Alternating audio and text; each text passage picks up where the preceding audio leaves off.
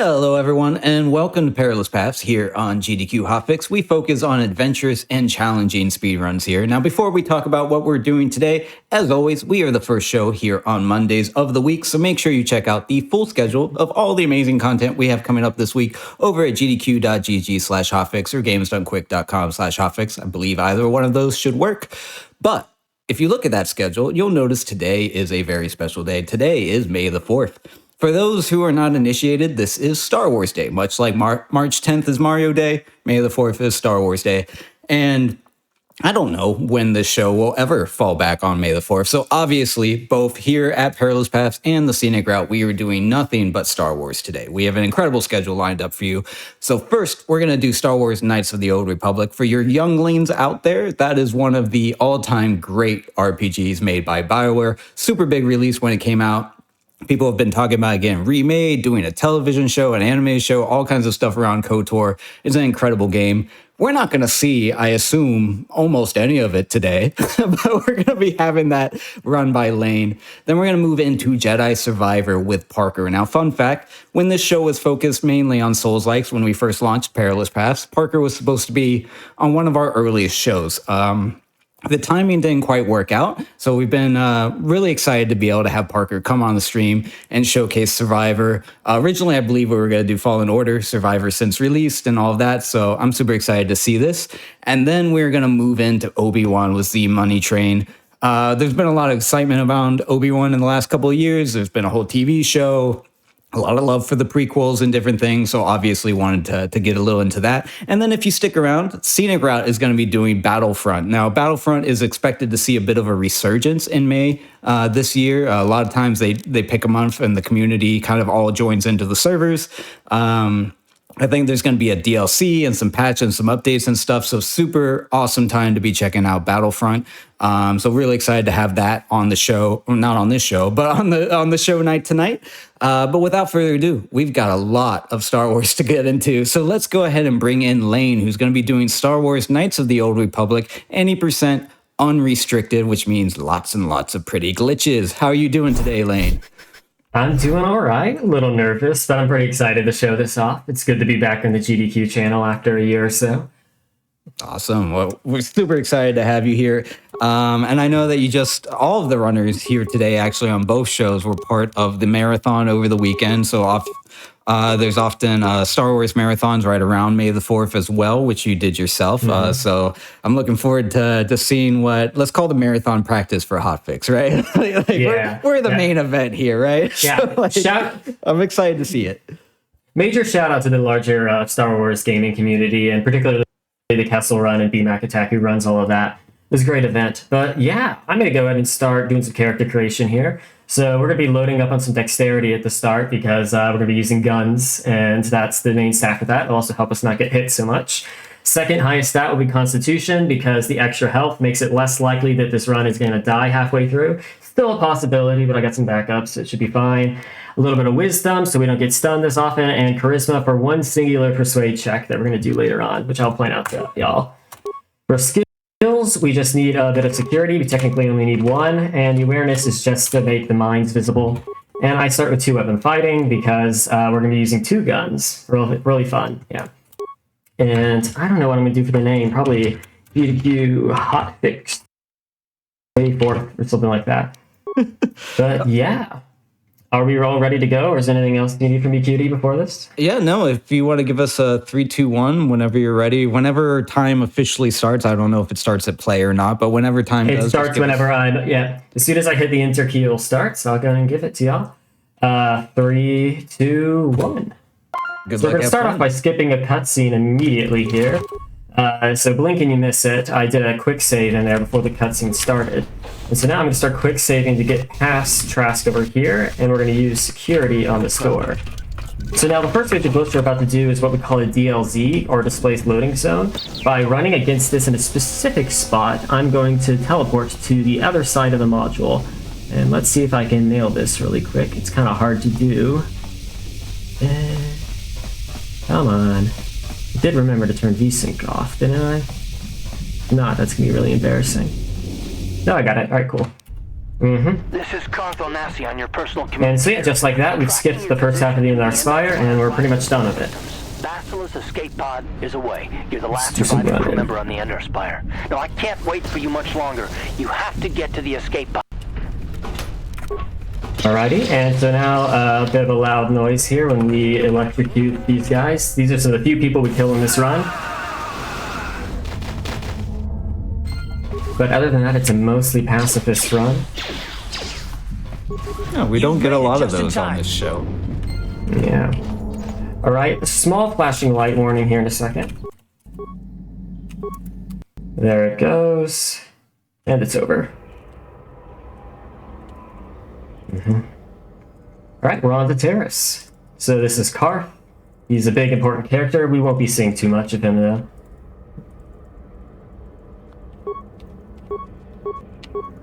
There we are. I'm going to turn VSync back on to make the game a little more playable. And we're on the move. Okay, make a save here. So this is a glitch called a fake level up that I'm going to do to give me Sneak Attack 9, which is going to make me very good at killing people here on this first planet. Alrighty, we're at level 16, and now we're gonna not bother with this. We're gonna take Improve to Weapon Fighting, and just like that, Sure. we now have Sneak Attack 9, which means if we sneak attack somebody, we're gonna be doing 9d6 extra damage, which is gonna be very overpowered at this phase of the game. We'll also do a quick item dupe here. Oops, I kind of messed it up. That's fine. There we are, and go through this door. Now I'm going to do a bit of magic with menus so that I'm able to teleport across the other side of the other city. I could explain this in full, but it's kind of hard to explain and also do at the same time. Just accept what you see with your eyes and worry about the details another time. Well, for what it's worth, a lot of the community is showing a lot of love for you in chat right now. So if the community has any questions or people in general have questions, I'm sure a lot of the members that are in chat right now can answer some stuff too. I just got an incredibly bad wire target just then. That is actually kind of crazy. I'm going to load the save there. That has like never happened before. I'm going to have to kill my game. Hey, that's our one. Yeah. That was an insane wire target. There we go. The door was supposed to open there. I didn't gather that. There we are. Okay, we're gonna buy a bunch of drugs, and then we're gonna have Karth run against this wall right here. There we are. I love how we can see your character, aka GDQ Hotfix on May the 4th, just kind of hanging out there in the corner. So that was a trick called an autosave hotshot, which has just teleported me to the other side of the Terrace Upper City North, where we can do yet another DLC here. This is one of the harder ones. Come on. I'm right on it. Just need to... You see my head ducking down, that's because I'm getting close to my monitor so I can see a little tiny spot on the ground. There we go. And now I'm doing kind of what we like to call the dangerous Sith base, where I'm doing the whole thing with VSync off. So this could go poorly, but we'll see in a second. See if I can do the... There we go. That was an AMG with no VSync turned on, which is very hard to do. People in chat are probably going crazy about that. That is from the community. Alrighty. Sure. And I'm probably going to have to quick save quick load here. Yeah, main character's stuck. That's fine. Alrighty. Alrighty, and just like that, I've saved a spot there in the governor's office and teleported us back to the upper city. And I'm going to run around a trigger here. So we can do yet another DLC. Come on. There we are. Somebody in chat says they dare you to take adrenal strength. I don't know what that means, but I figured I'd relay it. That would do absolutely nothing because we have 8 strength and the adrenal strength would increase our stats by 4 and we're not hitting anybody with melee weapons. So they're daring me to waste time. Alrighty, we're gonna clip into the Volcar base here. Very good. Oh, I didn't mean to open the map there. Save, and now we're gonna do another hot shot back to the apartment so that I can use the mass transit system to take me over here. We're gonna save in another slot. Alrighty, so we've gotten to the lower city early. We've skipped past basically the entire upper city portion of the plot line. And now we're going to go ahead and skip our way into the back base. So another little DLC right here. There we go. And I got this little pop-up. So this is going to sequence break past the entire Swoop gang quest line. Who are you? And as we're talking about the stuff that you're skipping, can you give people a little context in terms of would a casual playthrough be 5 hours, 10 hours? Like, how much are we skipping already? We've probably skipped a solid 5 or 6 hours of gameplay, I'd say, where we've gotten so far. A full playthrough of this game is somewhere in the 30-hour range for casual players.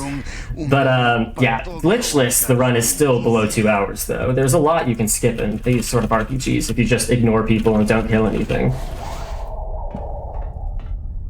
I feel like that's like just a standard motto. There's a lot of you can skip if you just run around and don't kill things. Mm-hmm.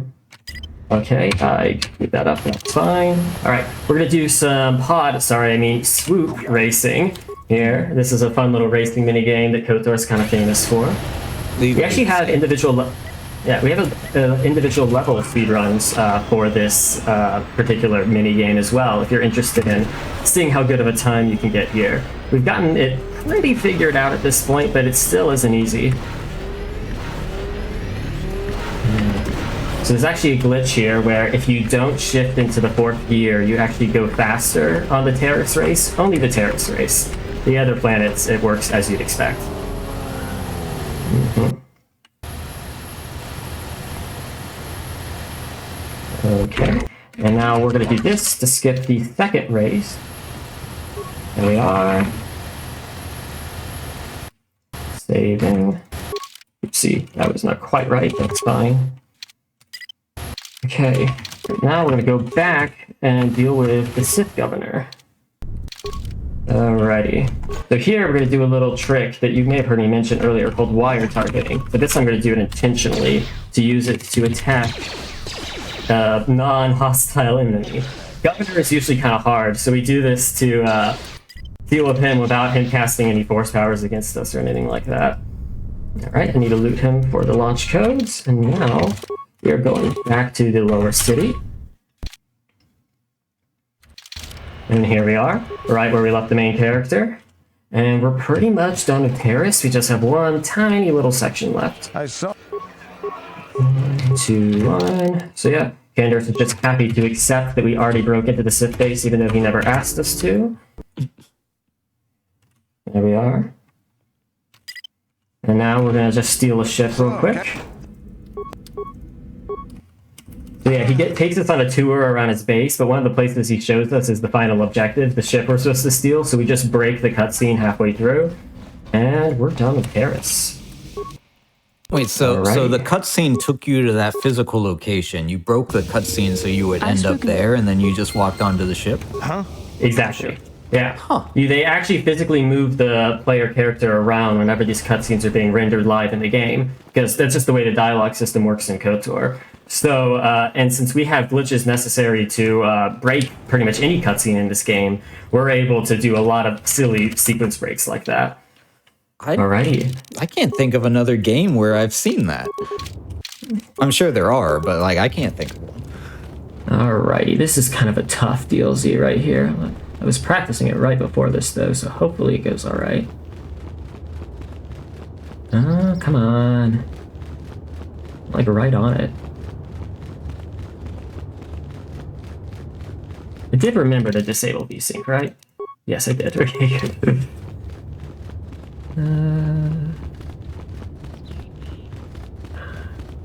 There it goes. I don't know why that one has been giving me so much trouble lately. Yeah. What? Alrighty, so what I just had Candace do is he's actually actively trying to talk to me. And because Candace is trying to talk to me, none of these other people will talk to me. because only one dialogue can be queued at a time in KotoR. So just like that, I'm able to run past John's trigger, I'm able to run past the Cathound ambush here, and yeah, it saves a bunch of time. And also helps Candace actually stay within range and, you know, follow behind us. So that's nice. Alrighty, let's see if I can get past the Cathounds. This is one of the few places in the game where I can die. Huh? I just died, that's why I quick saved. If you can't die, you can't be on this show. So that's a necessary death. All right, we're hugging this wall here to skip a cutscene. Now, is Candace close enough to me? No. So that's why this little backup strat is for. So I just made a quick save there, and then I'm going to go back in time and grab a return to hideout pop-up from Terrace. And there we go. I should be able to do this. That's a nice little backup there. In an actual attempt, that would just kill the run, though. Okay. And now this is another DLZ. This is actually the easiest DLZ in the game, though apparently Marathon Luck has decided I'm not going to get it right away, which is fantastic. We love that. I mean, geez. Usually it happens instantly. There it goes. Yes?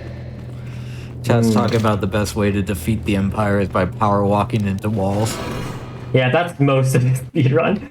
Okay, and speaking of power walking into walls, we're about to do yet another run into a wall, but this one I'm actually going to open a menu for and move in the menu, because when the menu is open, your frame rate goes way higher, which makes it way easier to do those sorts of things. Okay, there we go. I got the first star map right there, and I'm going to quick save, quick load, and what that's going to do is that's going to teleport Bastila to her clone, so she can talk to Master Vandar. Bastila has told us of your discovery. And I actually meant to turn VSync back on. There we go. Ah, you have returned, young Padawan. Have you discovered what it was that Revenant returned to your ship? So people who know this game well might notice that we never became a Jedi. We did not get any of the party members on Terrace except for Candace and Karth. We didn't rescue Bastila, but she just kind of joined our party magically, even though we never met her. But yeah, we are very much off track of the plot right now. And... oh, right, I forgot that I returned from there. I need a... there we go, this should be fine. Cool, nice. Alrighty, cool. So that's Dantooine done. And now you're probably thinking, well, doesn't he have, like, you know, a bunch of mid-tier planets that he needs to go take care of? And the answer is no. We just only need to do one, and that is Kashyyyk, or Kashyyyk, depending on which pronunciation you like. So I'll show you kind of what's going on there in just a moment. But first, I'm going to do this little trick. There are usually cutscenes between each planetary travel. If doing this lets us skip past the cutscene. So I'm just gonna do that one more time. Grab Bastila, and now we're on Kashyyyk. We're ready to get running. What can I do? Alrighty, so I've activated solo mode, so Bastila can run to this guy, and we're gonna set up something called a DP warp here. Yes? So this, you must gather your party dialogue appears whenever your party members aren't close enough to each other. And it will actually warp you to the most recent, the nearest entrance, which allows us to teleport to the other side of the Zerka landing pad and get straight to the Great Walkway right away. Yes? Now we're going to quick save out here for a hot shot we're going to do in a moment. By the way, whenever I say hot shot, that's just the glitch we do to teleport between saves that we have. Okay. Nice, Yes. And now we're going to do another GP warp, and this is going to take Bastila all the way to the elevator to the Shadowlands. Now we're going to do this to get past Hello Nord's cutscene. I forgot to equip the Vibro Sword, credit. so on quite a that's chase, not ideal, gets away. but it's fine. Get lucky on Terrace. I just need to get past these Katarn here. Gruesome Hold death. on. I am stuck. I promise you. Unfortunate. Alrighty. It's fine. This might result in a death, but we will see what happens. I think I'm okay. Cool. Nice. And Bastila came too. I still don't have the Vibroblade equipped because I forgot about that again. So we're just gonna move Bastila in position and handle this the backup strat. Okay, let me actually fix this in the main character. There we are. So yeah, a little bit of time lost there, but it's not a big deal. Usually you're able to move during the cutscenes by flourishing your weapon like this. whenever you break out of them like that. But since I forgot to put a melee weapon on, you can't flourish blasters in this game. Alrighty, another possible death point is right here. These guys roll a crit. They did not. Good. Alrighty, then we're grooving. Now, you mentioned we skipped a lot of the expected story beats. What would happen if you tried to reintegrate into the main story now? I mean, we're kind of on the main story right now, sort of. I mean, we skipped a whole lot of parts, but, how would I describe this? Like, 'cause we're supposed to be on a mission to search for these various Sith artifacts throughout the galaxy for the Jedi Council. And, we are going for one of those right now, but we're going to be kind of skipping past the rest of them. And there are certain conversations that just straight up won't work because Karth is kind of in a weird state. I'm here. But yeah, it's kind of unclear, to be honest. Fair enough. Alrighty. Alright, this is one of the few breathers in the run where you just get to walk in a line. But in just a moment, I'm probably going to get real quiet because we have a sequence of glitches we call the routines here on Kashyyyk, which are quite difficult and require a lot of focus. So, yeah, feel free to vamp all you like, Beauty, doing this. Yeah, I'm more than happy to share some announcements. Are we doing that now? Go for it. Okay. Well, first up is Summer Games Done Quick 2026. It's going to be live in Minneapolis, Minnesota from July 5th to 11th. And you can make sure that you go to gdq.gg to learn more or register for the event. And you can check out the games list, which went live and is available right now. And you can also submit new game speedruns. So I believe that's anything that were released after March 1st, if my memory serves me, by May 7th. So we still have a couple of days left on that. And speaking of events, we also have Gamescom GDQ, which I believe is the first time we are ever going to Gamescom, which will take place August 28th to 30th in Cologne, Germany. So you can join GDQ's first European event by visiting gdq.gg/submit from now until May 17th. So you got 2 weeks on that one, or visit gamescom.global for more info about the event generally. Alright, so we've gotten one star map, and I'm about to go back and get another in just a moment. So what I just did is I just deleted all of my save data using some glitches, which was going to allow us to get the star map a second time. But first, I also forgot I needed to save my game here. There we are. Awesome, we'll level up Bastila real quick, so she has 4 speed, because we like to go fast in these speed runs. But yeah. So since I have done that glitch, what we call the routine, to clear out our save data, I'm going to be able to go click on the Kashyyyk star map a second time. Now, you need to get 5 of these star maps to finish the game, so we're just going to keep doing this. Alrighty. So, we're going to do this again. Alrighty. Save. Apparently there's a beloved character we're not picking up, which is HK47. Yeah, unfortunately, it's we don't go to Tatooine, so there's really no way to swing it. I have to Google. Alrighty. It's been a long time since I've played this. Let me look up HK here. The murderous robot. Ah, okay. Yes. Extremely efficient assassin droid. Okay. Mm-hmm. Oops. Thank you, Google. I knew I screwed that up. There we are. So yeah, I have 4 star maps so far, and in a moment I'll be getting my 5th. It's right after I do this. Assuming I didn't screw anything up, which is entirely possible.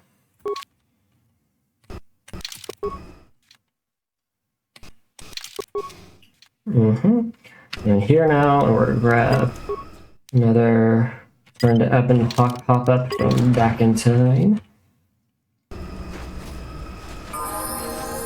Alrighty. I'm pretty sure I've done the right amount. If not, well, we'll improvise. It'll be fine. Oh god. Okay, there we go.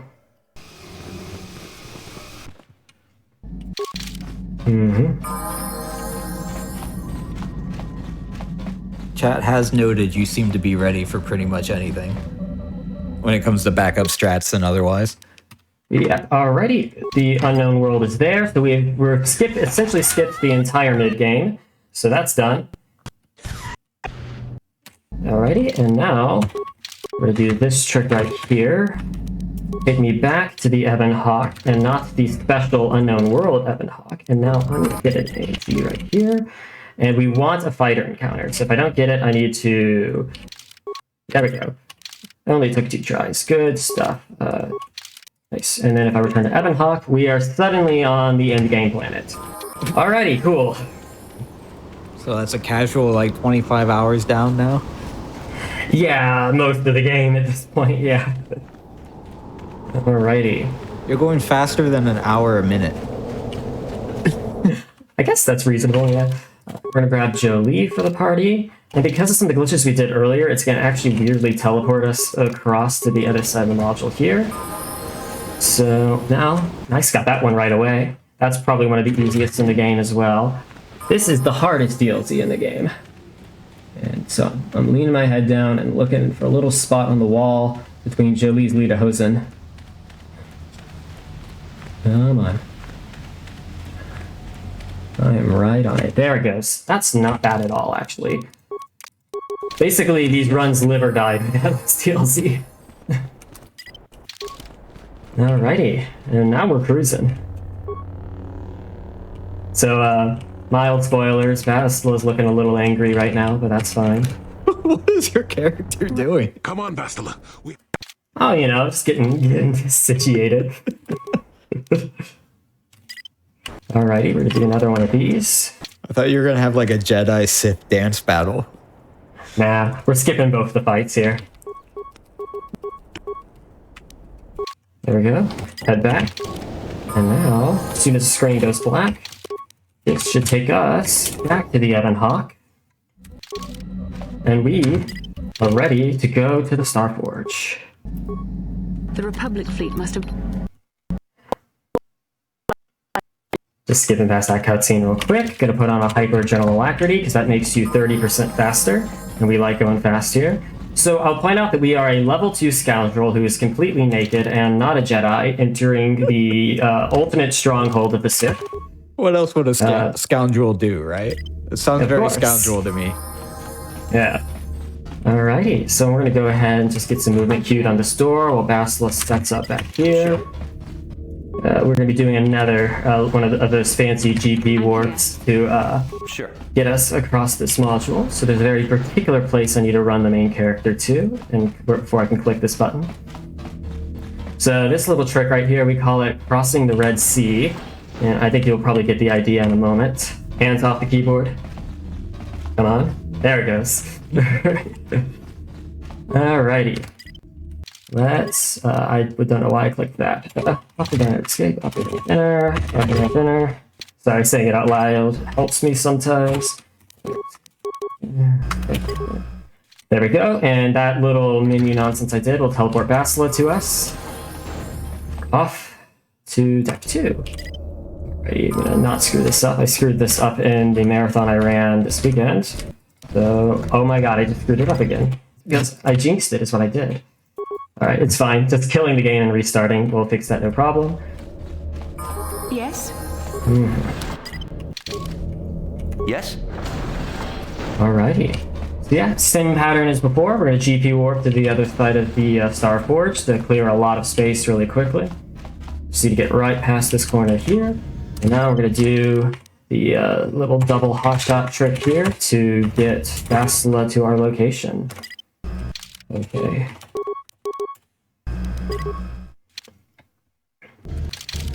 Alrighty. Alright, on to deck 3. Save, load. That skips a cutscene right there at the beginning. Now we're gonna go up, down, air, escape, up, down, up, enter, up, enter. Alt F4. Down, air, escape, up, down, up, enter, up, enter. And just like that, this is going to teleport Bastila where we need her to go way over here. Make it a little faster for me and a little more survivable.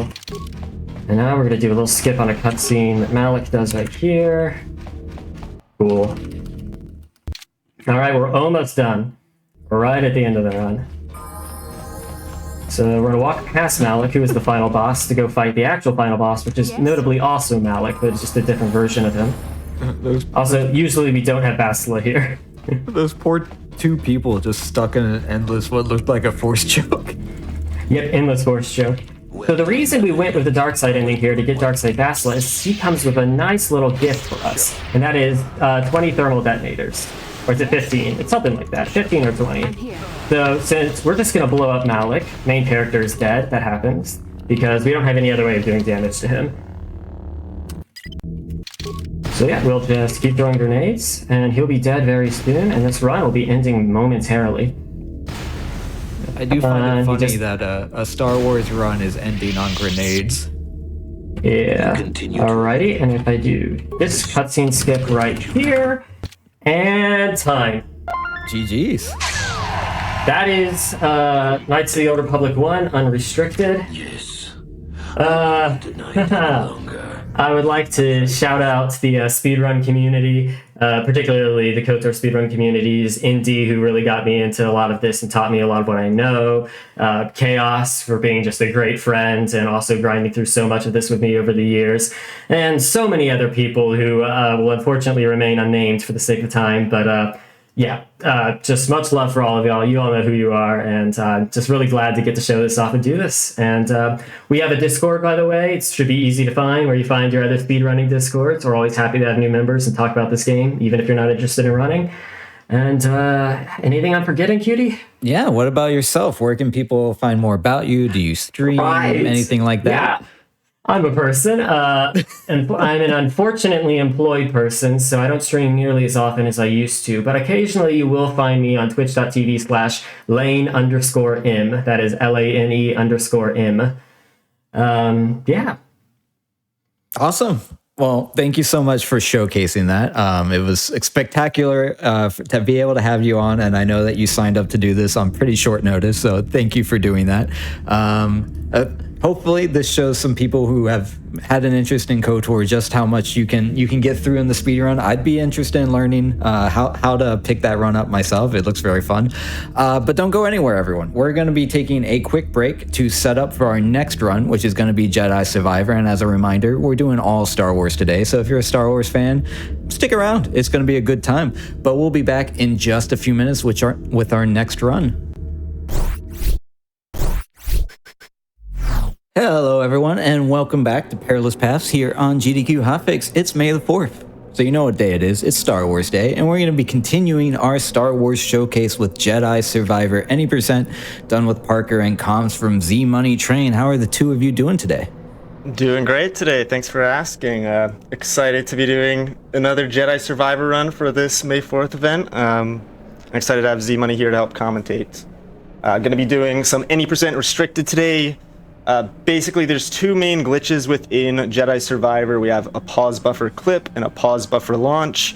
Restricted basically bans the pause buffer launches. Those are basically let us launch across planets, and so this is going to have us a little more technical within the just going around the more casual path, but there's still going to be a lot of crazy glitches. We're still going to completely break the game, so should be a lot of fun to show off. And I think I'm all set to go if you guys are ready. Time will start when we load into the game, so not on starting new journey. Well, before we do that, Z-Money, do you want to say hi? Yo, what up, fellow Star Wars gamers on Star Wars Day? I'm ready to go. Let's do it. Okay. Sorry, didn't mean to put you on the spot there. Yeah, all good, all give good. Us a 3, 2, 1 whenever you're ready. Yeah, well, we'll just go into it because we got quick thing to do right before the run starts. There's a tutorials that doesn't persist across game saves, so we're going to go in and turn that off, and then our time will start basically after this cutscene skips and we load into Coruscant.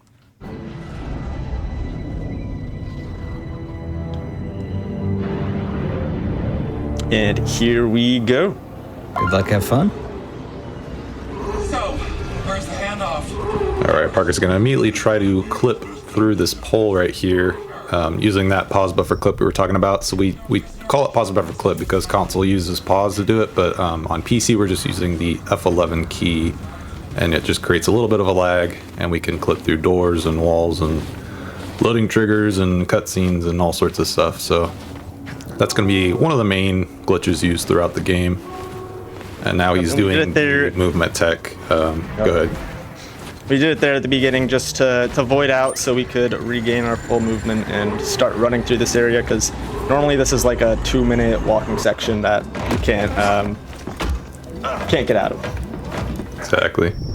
And because we got here super early, this elevator ride looks super bugged. So we kind of like teleport below the elevator as about how far as the elevator is away from us. Normally the elevator would come all the way down and then we'd hop onto it, but yeah, we get a little cursed elevator ride because of this. You gotta let him call you. I like how they recuffed you somehow. Yeah. Yeah. Night Market. He was trying to buy a creative Yeah, and the movement you're seeing him do is the main movement tech of the run. It's slightly faster than sprinting, so it's dodging twice and then hitting block like a certain rhythm. Just kind of keep animation canceling into the next set of dodges. And normally there's supposed to be like a security guard here that's dragging you around, but because we get that weird elevator ride, sometimes he just disappears, like in this instance. It's all fine though. Yeah.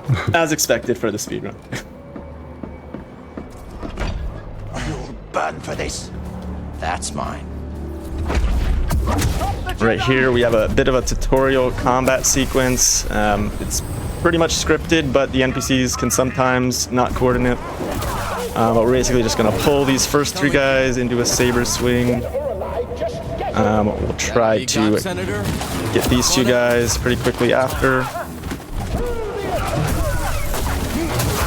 Same with these last 2, and the last set of troopers we can just push off the edge. Nice. We gotta get to that yacht. That was a close one, buddy. It's not your fault. Catch up with the yacht. Got a little climbing section here, but we're going to skip out of it early here. Nice little drop, and you see how the screen is like closing in a little bit. If you play the game casually, you would have remembered that you can't fall for a very long distance before the game voids you out and puts it back to where you think it thinks you should be. So it's what we call the fall timer, and we have ways of exploiting that later or getting around it. But now we're just going to continue on. He went backtrack to update the game to let him get experience and stuff as well. But we're just continuing to meet Bode. Yep. When you skip that tutorial section, some game flags just don't set. Like, it doesn't set your last grounded position. And we also need to get XP, which that'll also reset. What are we looking for? Ooh, close. Yeah, here setting up a launch. Yeah. We're trying to do a launch here, basically to skip this long winding section where we go in and normally we would unlock the ability to use 2 stances. This will skip that, and so we'll be stuck with a single stance the whole time, which is perfectly fine for us because it's going to have some glitches. That's all we need, so here, I got that not too bad. And then here we're basically meeting Bode for the first time. He was one of the guys that was guiding us into the elevator at the start of the game. We were basically having like trying to trick the Empire into thinking that we were in handcuffs, but it was actually it was all part of our plan to sabotage them. Looks like that factory stopped the yacht. No gunships. Crew must be. Think you can knock down that crate? Yeah, story-wise, this is 5 years after the events of Fallen Order, so we're still kind of running from the Empire, but we're taking more of an active, taking more action against them now and trying to get information on where they're at, and now we're just moving on to the next section. Every time I fell, it got me back on my feet. We need to get the grappling hook, basically. Unrestricted has a way of skipping that entirely, but Restricted doesn't have a means of doing that without the banned glitches, basically. So heading straight to that. And then after here, we'll be doing a little out of bounds section using some PPCs, basically to skip like a forced fight and short cutscene. I'm ready when you are, Kestis. A little bit of an invisible collision there. And then another PPC back in bounds.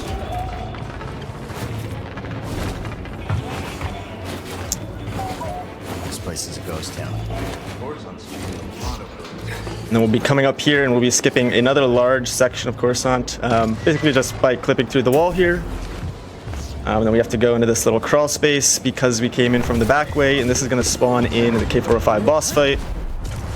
This was the security guard that we met at the beginning of the game.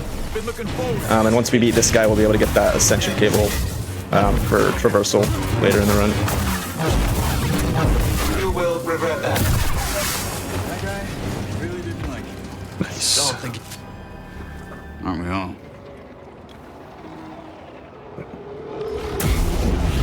So you might have remembered I talked about the fall timer, but we do have a way of canceling out of that and making the game think that we are not in a grounded state anymore. So basically, if we animation cancel a backflip, there's several ways to do that, but the main way is switching our lightsaber stance as well as backflipping at the same time. Cal will like float midair, and that avoids the fall timer from activating. So he's gonna try one right here. Very nice. Yeah, we we'll can also do another one in a little bit. Yeah, we can also use block right at the end of canceling the backflip to get a little bit of extra momentum there, which will make that gap a little bit easier to get across. Now, good to see you. Hey, A lot of people say this series is like a Souls-like for Star Wars, but based on what you're doing so far in the run, it's like a little bit more like a Ninja Gaiden to me. Look good in the fight. I would say it's more like a Metroidvania, like a lot of shortcuts and stuff that you get by getting different abilities. Another PNFT there.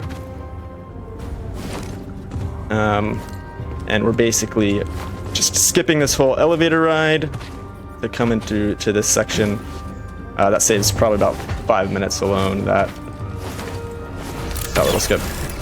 Troopers everywhere. And yeah, I guess the Souls-like comparisons mostly comes down to like the you can only save at like a bonfire or meditation points. I'm done. If you die, you like lose your XP and you have to go back to where you lost it to pick it up. Combat is kind of similar to like Sekiro, like a lot, very parry heavy. But we're playing on story mode, so we're not really going to see any great examples of combat. Yeah. Going out of bounds here. We skipped a lot of quest line parts, so the boss fight actually wouldn't be able to activate anyway, so we have to skip it by going around the arena there out of bounds to fight the Ninth Sister. Bode, Bravo. Are you there? But now we just have to, Let's get back to the building in the distance is where the Mantis is, and that's our ship that we need to travel to the next planet. So Unrestricted has like an insane launch that they do at the beginning of the run and just launch straight to that building, basically. And then move on to the next planet really fast. But we have to do that side path to get the grapple hook before we can get across this gap where all the billboards are. We're coming up on the final combat, but I guess chat, you want to say what your favorite lightsaber color is? We'll change our saber for that. I guess that's more New Journey Plus. I don't know if you can change it. You can change it on New Journey, right? We can change it on the Mantis once we right at the end of Coruscant. So yeah, if you have a favorite lightsaber color, we can do that once we finish up this last fight. About how long is that? Maybe we can run a poll or something. It's like maybe 30 seconds from now. So Well, we'll get them in now, might be a chat. little too quick, yeah. First one. First one gets it. Whoever says it first. So there is a little bit of delay on the stream. Obviously, we're in a studio environment and everything. First one said is purple. We've got 2 for purple. There we go. I'm a fan of purple, so All right. purple. I guess we're going purple. That's the Samuel L. Jackson color, right? Yeah. Yeah. And we that got was one for basically orange. the end of Coruscant. Not bad, Bode. Not bad. Few orange, 1 green. Wait, black. We do can't not do- have black, so I was gonna say, isn't that like a Mandalorian thing? Yeah, I don't think they might be a mod for that, but not in the game. All right, I do think by sheer numbers Tidy and up first before in we time was disagree. purple, but I think how he purple's is got about 3 or this. 4 here. Looks like green and orange sure, yeah. are close seconds, but purple's the winner. Modifications couldn't hurt. Let's get this back on the workbench. Alright, well, we'll switch to that right now. Was that a rainbow? Yeah, do there's have a one called Party. How did you not tell us that was an option? The party saver, come on. If you know, you know.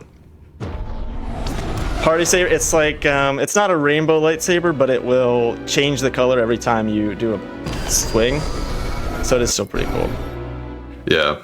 I do like it because it changes, each color has a different sound associated with it, so I do like the Party Saber for that, so I can hear all the different sounds. Doing another PNFT down immediately, otherwise we'd have to go around and ride that elevator down, but immediately going down with that PNFT, pocket no fall timer. I don't remember if I said the name of the glitch or not, but then you clip out of bounds. Use a lot of acronyms in this game. Yeah. We have to go out of bounds and go on this out of bounds wall that lets us platform to a loading trigger to get to the next section. Yeah, very conveniently placed wall there. I'm not sure what purpose it serves, but I was trying to basically hit that loading trigger while staying out of bounds. Unfortunately, did not get it, so I have to kind of do a little walk around here. But if I did get it, I would basically come out right where these two little Relter flying dinosaur things.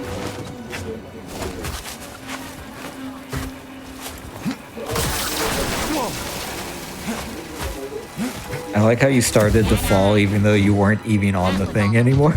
Yeah. It's one of my favorite glitches of the run. Not because it's hard, but it just feels really nice to do. But there's a slow mode in this game, and if you use slow mode and just dodge into some terrain, you'll just launch up. So that's exactly what we did there. Nice little slope boost. There's several areas in different categories where that's useful, and we'll be manipulating slopes as well here with the next glitch that we call mini push. Not my choice, but I found it, so that's what the community decided to call it. You do a saber swing midair and then do a force push against a slope. You get boosted off of the terrain and are able to get boosted up in areas early. I didn't know you could ledge grab right there. Do another There's a one little here. invisible one. We like to call this the money push gauntlet because there's 3 of them and they get progressively harder. It's like a new tutorial. Yeah. This one's a little bit tough because it's an invisible wall, so it's hard to tell like exactly where the slope is when you push. I'll go for one more here. Yeah, and this one's pretty crazy because we're gonna need to do it off of this cliff face up here, and in order to get enough distance, I need to get grounded so I can regain my double jump, which I did get there. And now I'm just gonna try to. Probably could have done it with that one. Yeah, Just want to make sure I get a always hard to good launch here. commit.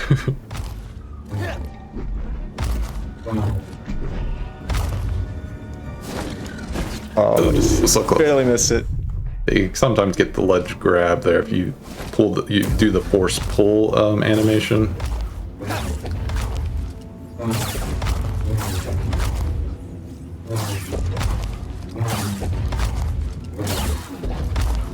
Meanwhile, I can't stop thinking about the party saber and whether it'd be changing colors every time you do this. New pole.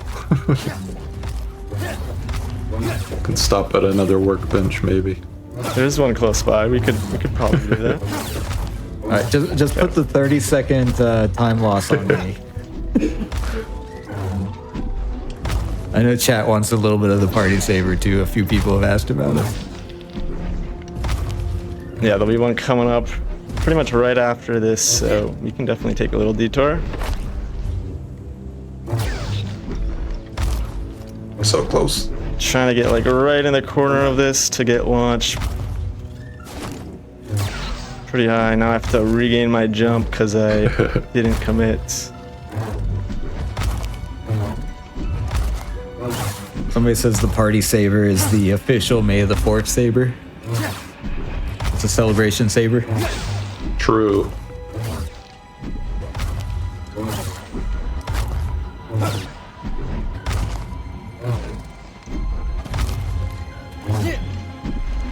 Yeah, there's a few alternate strats to this, but this is definitely the fastest if you get it pretty quick. It also looks the coolest. It's cool to show it off. Oh, So yeah. close. All right. That one I felt think I'm good. gonna go for the backup here because it also looks pretty cool. Oh, Yeah, you got the idea what the that other one was, so we can show off the alternate strat. That's also pretty cool. and fully missed the jump. So Do a PNFP now down. we're doing the slowest route through, which we try to avoid at all costs because these guys really like Call this hell room. Yeah, which 'Cause there's completely just so kills many your enemies. momentum and makes this jump pretty tough. Alright, we're good.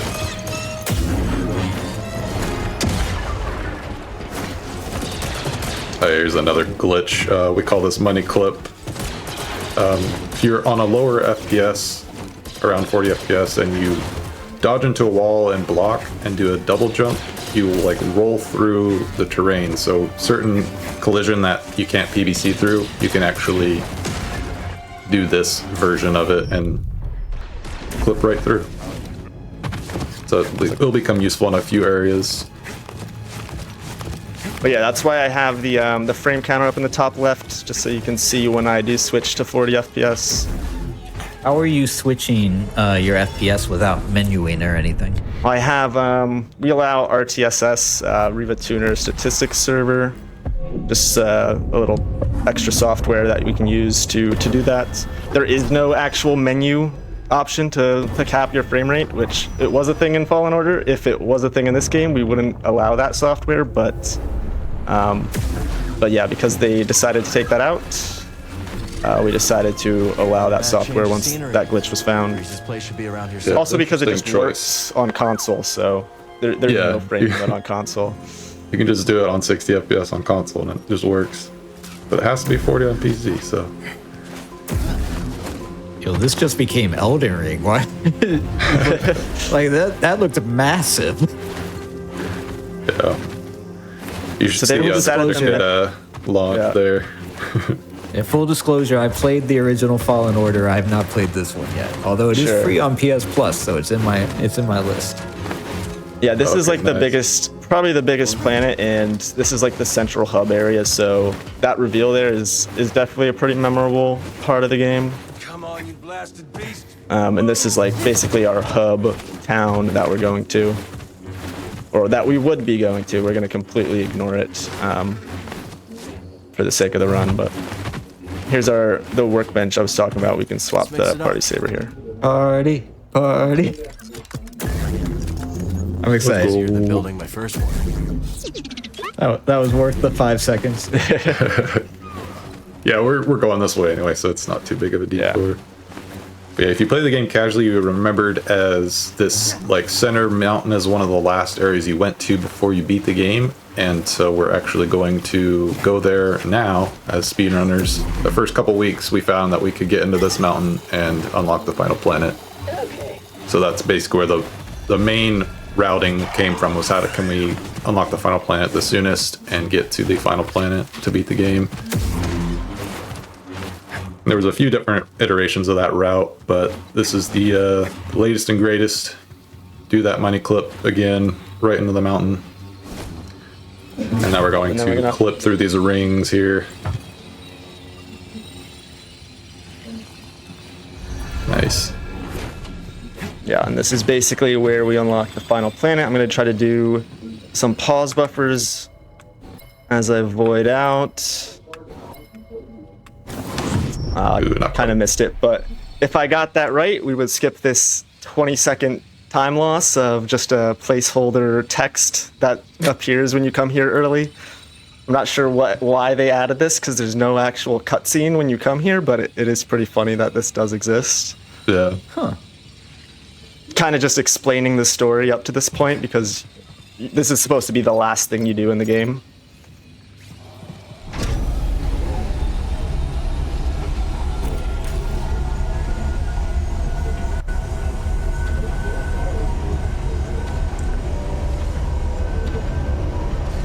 And then coming up at the top here, we'll have one more prompt, and that's when we will unlock Tanalorr, the final planet. However, we will still need a way to get there, which normally in the game you would fly around on your Mantis once you fix it to go to different planets, but we're actually going to completely ignore the Mantis for the rest of the run. And we're actually going to find a way to bring Tanalorr to us. Exactly, yeah. It'd be pretty cool to show off. Completely skipping the Mantis fix quest. Earlier routes, we actually had the Mantis that was crashed on the mountain is the actual Mantis, and we had an earlier route where we'd clip into the Mantis using a mount creature that we would unlock. So it became a weird thing where we'd go back, use the Neko Chocobo kind of mount that you can use in this game, and it would PVC as we jump with it to clip into the Mantis and then be able to travel to the final planet that way. But this is the most recent version where we actually use a flashback sequence. But we'll talk about that more as we get closer. Doing more PVCs through the mountain to make our way to the first tower, the Forest Array Tower. Yep, we're basically heading straight to that tower in the distance there. And we set at a med point earlier in the run for a few reasons. One, because we're going to fast travel there later, but we also bought the improved footwork skill, which we're going to use right here to do what we call a stab launch, to launch ourselves up to some invisible terrain up here. This is one of the most annoying tricks to learn in this run because there's just an invisible wall that you have to know where it exists, and it's very easy to fall off of. And of course, it doesn't save your position up here, so you would have to start over from the very beginning of where that launch was. They fly now. Oh, I see Ethel in the chat. Ethel used to run Survivor. Chocobo jumps were cool. The Neko jumps. Very pro party saver, just so you know. So. Party saber. Couple of jumps here to get up on the top of this. We're basically coming through this way backwards, so we have to do some interesting things there. But this is where you would normally enter the forest array. I'll do one more money clip through this little invisible wall. This one's particularly goofy sometimes. Yeah. Little dodge. I just love doing those dodge launches whenever you can. That one doesn't really save any time, but it's fun to do. Hey, BD, let's go. Should we be worried by the electrical dust there? Yeah, so that will void you out if you stand in it for too long. I don't know why they just made it a bunch of circles, but I think it was probably too intense. I think it was supposed to be like a fog, but it was probably too graphical intensive, and then they just made it a bunch of dots. But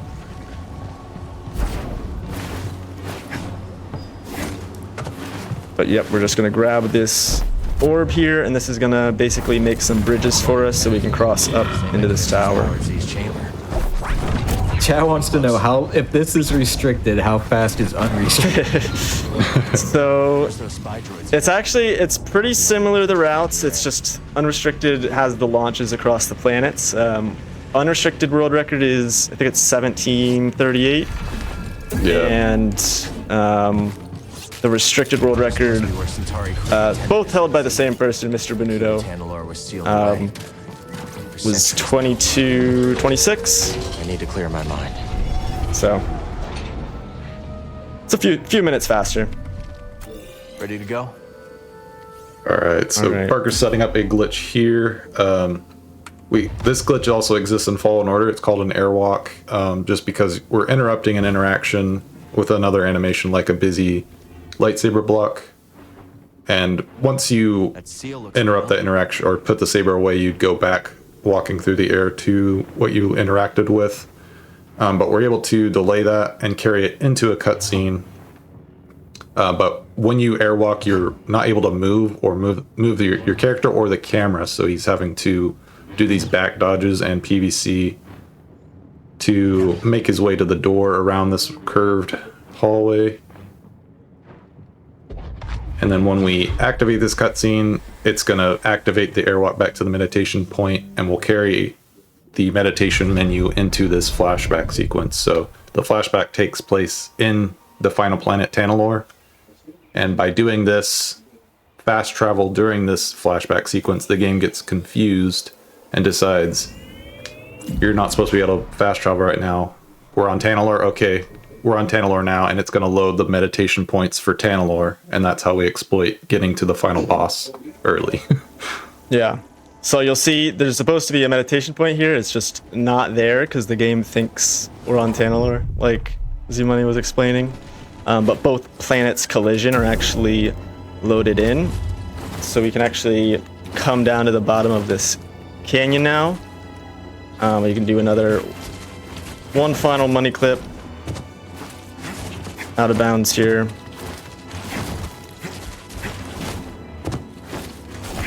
Another pretty tricky one, but... Now, I'm not the most technically gifted person, but did you say that both planets are loaded in the same space? Yes. Yeah, Okay. So below where we were at is where this flashback sequence is held, and we just have to activate the final cutscene of that flashback.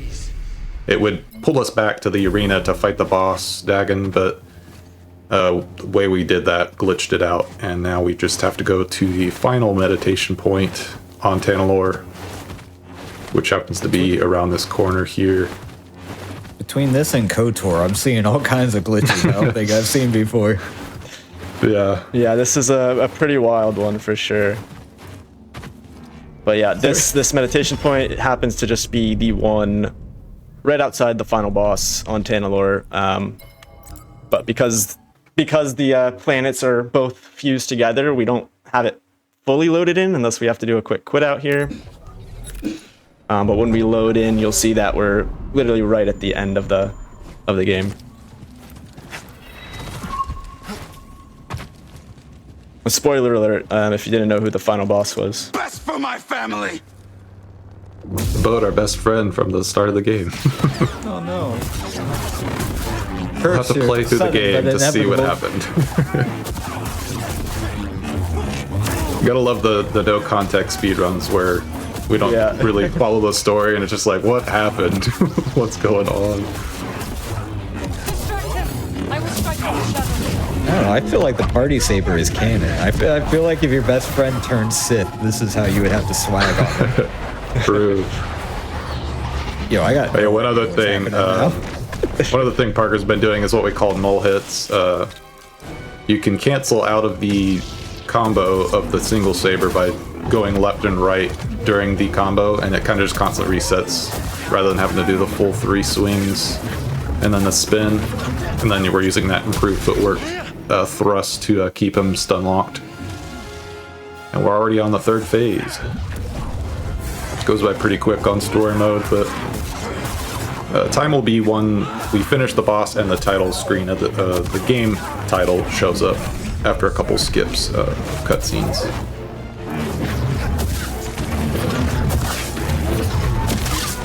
Very nice. Oh, we just have like a couple seconds, couple cutscenes here to skip.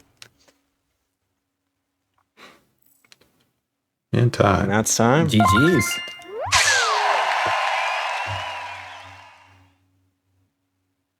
Hey, I'm waiting for the estimate to come up, but you were almost exactly on estimate. I'm waiting for the stream to catch up, but almost exactly 30 minutes. Nice. Nice. That's not the closest we've ever had. We've had one come within 1 second of estimate before, so that's why I was keeping an eye on it. I was like, do we have a new record?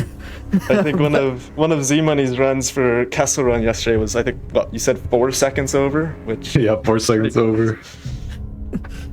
Well, as we go through credits and if there's a cutscene or whatever else, now's a great time to let the people out there know where they can find out a little bit more about you. If you have any shout outs, if you have a Discord, you want to talk about the party saber for more, whatever you want to do, now's a good time. So I don't stream too often, but you can sometimes catch me streaming here on Twitch. Same name you see on screen. You can also check my YouTube to see any PBs that I post there. Mostly just post speedrunning videos. I also have actually a tutorial for this game. It's a little outdated at this point, but it covers most of the run, and we also have the Discord that you can find through speedrun.com if you have any specific questions about getting the run, learning the run. We have a lot of fairly active members in our community that are always open to answering any of your questions. So, and Z-Money? For sure. Same stuff. I'll be doing the next run, so I can do my own shout-outs then, but happy Star Wars Day, y'all. Yep.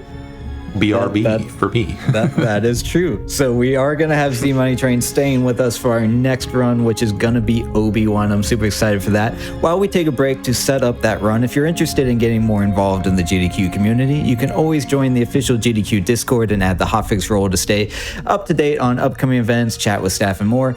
Use !Discord in the chat, which I just put down there for all of you. Check that out while we're at break. We'll be back in just a few minutes with more exciting Star Wars action. Hello, everyone, and welcome back to Perilous Paths here on GDQ Hotfix. We are in the middle of our May 4th special, where we are focused, of course, on Star Wars Day, both here and at the Scenic Route. And we have one more run here at Perilous Paths for you. So Z-Money Train, who was on our last run, is going to be doing Star Wars Obi-Wan any percent. So welcome back, Z-Money. No introduction needed, I suppose, because you were just here, but I'm looking forward to this. I am too. I'm pretty sure this game has never been at any sort of GDQ affiliated event before, so I'm excited to show it off. Let's go. There's only 5 runs on the board. I'd call it a hidden gem game and hidden gem speed run. You hear that, chat? Easy top 5 record opportunity. Yeah. I recently grinded for a record. The previous record was 10 years old, so now the record is 1:12:30 by me. Took a little bit of grinding, but time. Let's just jump in because there's levels and loading screens and stuff. But time's gonna start when I hit proceed here. So 3, 2, 1, let's go. Good luck. Have fun. Thank you. But yeah, part of the reason there's only 5 runs, I'd say, is because it's kind of a not an easily accessible game. It only released on the original Xbox. That's what I'm playing on. There's no backwards compatible with the other Xbox consoles, and even on emulator, it doesn't run very well. It's prone to crashing and stuff, so it's hard to do like a complete run. You know what that means, chat. You can only see this game right here, right now. Exactly. On the pure S video capture. Is that Beautiful. just a giant eyeball? What was that? But we're starting off before the events of the first episode as a younger Obi-Wan Kenobi. And we're dealing with the Black Hat criminal organization. Doing some tech here and there. Those are ledge cancels. And we have to defeat this one enemy as the boss. I hate to interrupt, but I do have to point out that we have a hype train incoming for the start of this run, and we've had a couple of people who've subbed with 47 months, 57 months, like some incredible support out in chat. And so I do want to take a moment to let everyone know that, first off, thank you all so much for supporting GDQ, hanging out with us, being here for, like we said, a run that you can only see here, or on SRC, I guess. But also, all of your subs, gift subs, bits, etc., everything that you're sending to the channel does help us keep these shows running, does help us be able to provide this community and content to all of y'all. So we do appreciate it. And if you are considering subbing, you have an Amazon Prime kind of thing going on over there that's just sitting around, a hype train there's never a better time than to do it during a hype train in the middle of a run. So definitely, if you're thinking about that, send it our way if you're interested. But if for whatever reason, you can contribute non-monetarily as well by hanging out with us, supporting the stream, sharing it to your friends and family. Anything and everything helps. Thank you all so much for being here. We do appreciate you. Definitely. So we did a little didn't want to grab that. But we're doing arenas as well, like in between some levels as training. You might have noticed I was doing jumping and overhead slashes. That's usually the fastest way to deal with a lot of bosses and enemies. But now we're dealing on a construction site. We're having to make our way to an informant that's giving us info on the Black Heth criminal syndicate, which I'm pretty sure is only created for this game. A lot of the different plots were only created for this game, I believe. And we got some enemies with what look like golf clubs or something. I don't know what's going on, but some of those weapons look like golf clubs to me, or giant maces, and we're just gotta make our way down the construction site and killing some of those protocol droids, or they will activate an alarm and kill the informant. This feels very un-Obi-Wan like. You're just running around, just hitting people in the back, like, don't say hi or anything. Yeah, we're gonna be doing some goofy stuff for sure.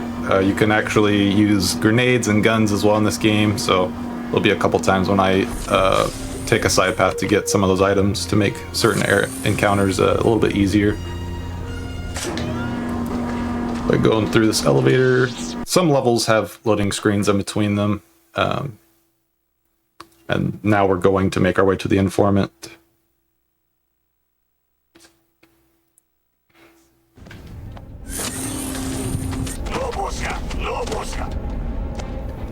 Movement-wise, we're kind of just doing lots of rolls and jumps. There's this force jump that we can also use this momentum glitch to like carry us forward. If you time your inputs correctly, you can kind of chain it over and over, but if you mess it up, you'll go straight up and not save too much time. So it's used sparingly when it's worth saving time in certain straightaway sections. I like to think everything we're seeing today is lore accurate Star Wars. Yeah, for sure. It's totally not legends now on Wikipedia. One thing I'm very curious about, and you don't have to spoil it, but I am curious if we're going to see Darth Maul in this game or not. We will see him, but only once, sadly. Okay. I know there's Obviously probably some fans of the new Maul show. I was gonna say having a bit of a moment Darth Maul is right now, so you'll see him before his metal legs. That's all I'll say. All right, so we find out from the informant that the Black Heth are doing a arms deal.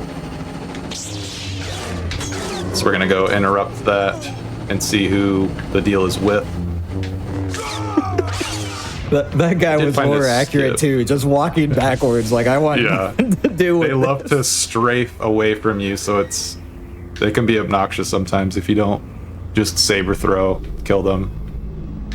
But I'm setting up for a skip here. See if we can get it. This saves like 40 seconds if you get it. Otherwise, it's not too big a deal. You just have to defeat all the enemies.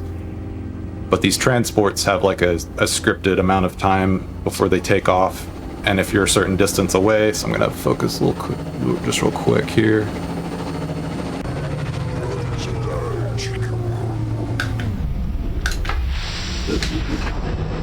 I think we might have gotten it. Yes, very nice. That was such a swaggy looking trick. Just the slow motion side flip onto the thing backwards. Yeah. I was really happy to find that one because it saves a decent amount of time in a run that there's not too many skips for, so that's a nice little time save.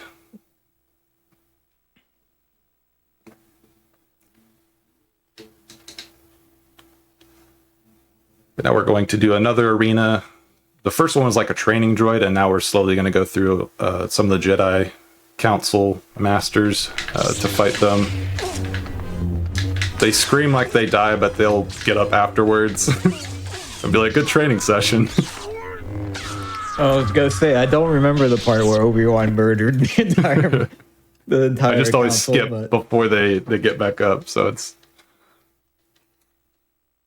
You just hear them scream, and then I skip the cutscene.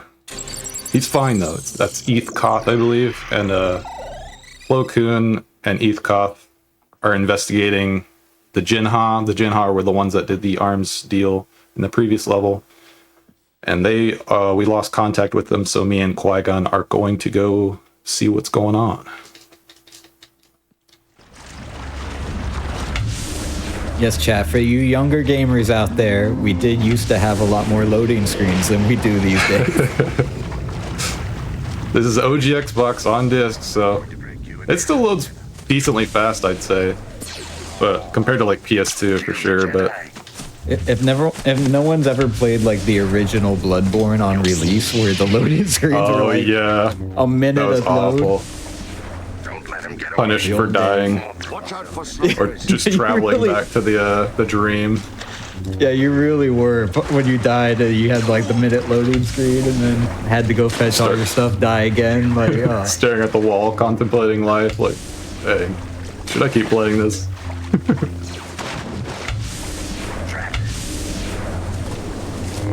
Trying that momentum jump some more. I can tell how Obi-Wan got to the high ground now, looking at this. Don't let him get Yeah, exactly.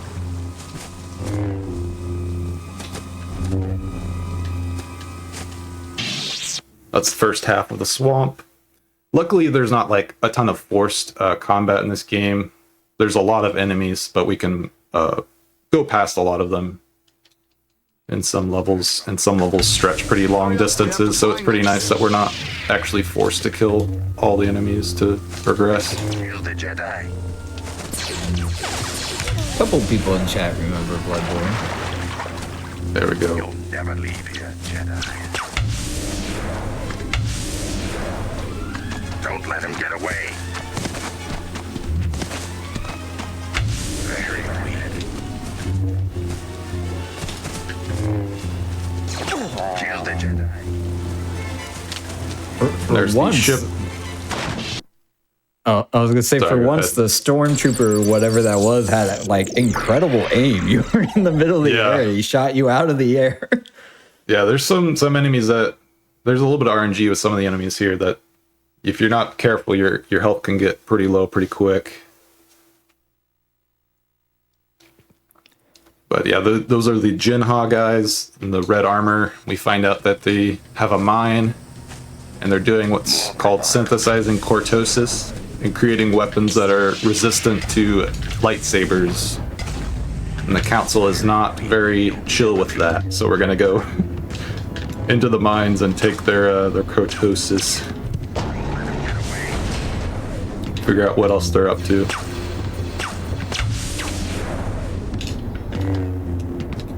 Trap him.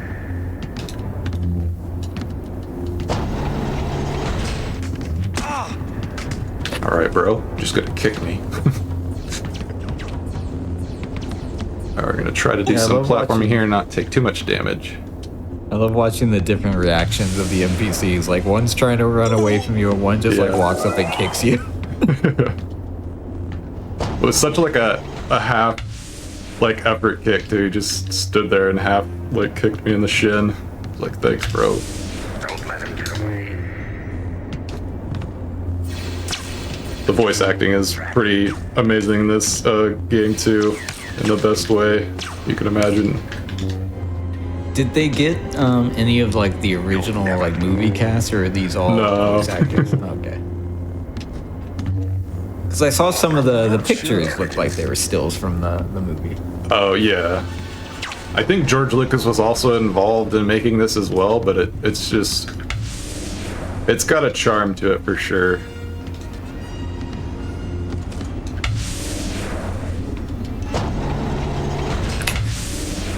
Somebody says the enemy is crafting in the mine, so this is just Minecraft. Obi-Wan yearns for the mines. Get away.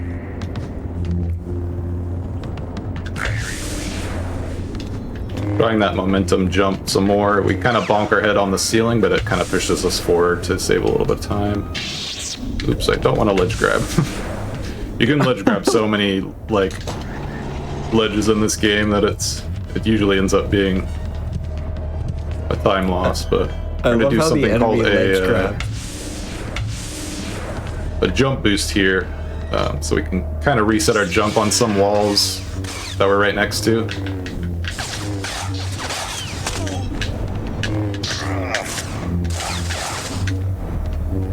Just gotta kill these two guys for the level end. There's the cortosis. We're just taking that, and then we have to do the same level backwards. Sorry, what'd you say? I was saying that was a pretty spectacular spin kick that Obi-Wan kept doing there. Yeah.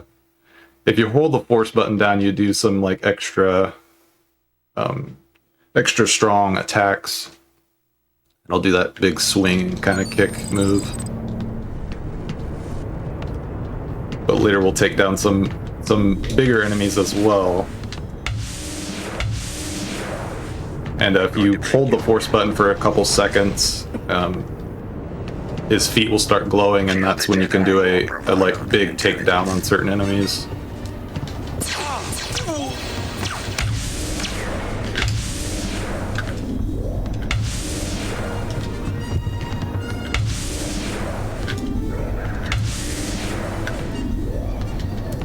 But now we're basically doing the same level backwards. And then some of the Jedi will be waiting for us for a final little face-off against some of these enemies. Is there anything unique about it doing it backwards? A lot of times when you do a level, like if it's like Super Meat Boy or something, you do it forwards and then backwards. It changes the mechanics or the dynamics a lot. Is there anything special here about going backwards? Not necessarily, other than there's kind of just more enemies and more powerful enemies that are trying to hurt you. So we're just kind of trying to optimize our pathing so we don't take too much damage like that. There's a couple like rocket launcher enemies that can do some decent damage to you, like that. Their aim is like, what difficulty are you on? Their aim is outrageous. There's no difficulty selection for this game. It's just, it is how it is. Let's see if we can get an enemy to stand underneath the elevator like that guy. Just don't move, buddy. And he'll die and cause the elevator to go back up immediately, saving us a couple seconds. That one guy with the rocket launcher was just like, yeah, I think Kenobi's gonna go into the ceiling here and just shoots it straight up. Yeah, they can lead you, I guess. But yeah, sometimes there's like sniper enemies and some like explosive type enemies, and they can do quite a bit of damage to you. Alright, we're gonna get an infinite health pickup so we can jump down without taking too much damage. But tell me that doesn't sound like the PS1 startup got sampled. Hey, that sounds exactly like PS1 startup sound to me. This is early days of the console war. I wouldn't put it past them. Alright. Oh, I guess I did not hit the button. I've never hit that button. More bravado than intelligence. Hopefully we don't take too much damage here. Yeah, you have to spam the interact button and then... He should do a voice line, but I guess Master, there we go. The force field. We are on our way. Now I don't want to take too much damage here. There we go. Had to deactivate that laser gate. Little loading hitch there. Now we have a final face-off that's going to get a little laggy because there's just so many enemies.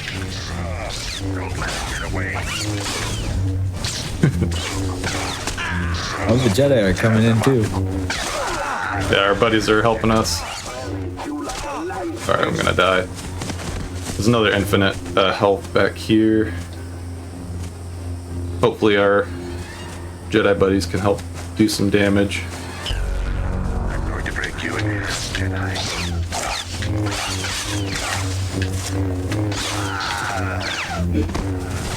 Tear them up.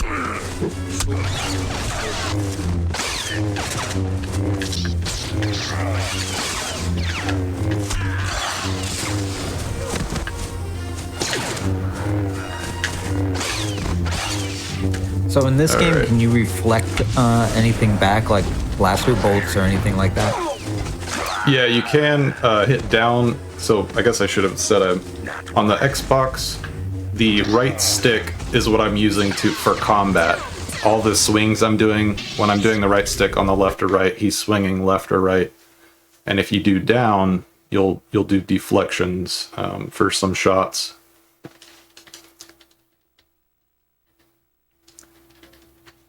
So that kind of makes it a little bit more unique as well. So I'm kind of technically doing tank controls with the left stick. I'm only able to rotate left and right with the left stick. And then we're using the right stick for the saber swings. I love how every time you come back from a mission, the Jedi Council is like, we gotta have a little fight. Yeah. Alright. Plo Koon's fine. See, he gets up. Ooh, bonus missions. Clearly, we're not going to do any of those, though. No. There's just extra, like, Jedi you can face off in those arenas. But it just kind of progresses. It has that pop up for like 5 seconds, and then it progresses to the next loading screen. But now we have caught up with the movie. We're at the events of the beginning of the movie where we're dealing with the Trade Federation, and we learned at the mines that the Trade Federation was doing deals with the Jinha, creating assassin droid prototypes that could be slightly resistant to lightsabers. So that's kind of what this game's story decides to do. And does the game follow like all of the prequels, or just one of them, or how far are we gonna make it? We're gonna make it through basically the whole movie, just sort of changing certain things for convenience of level design, I assume. There he goes. You can do saber throws as well, and that's usually pretty good for setting up killing multiple enemies if they line up correctly for you.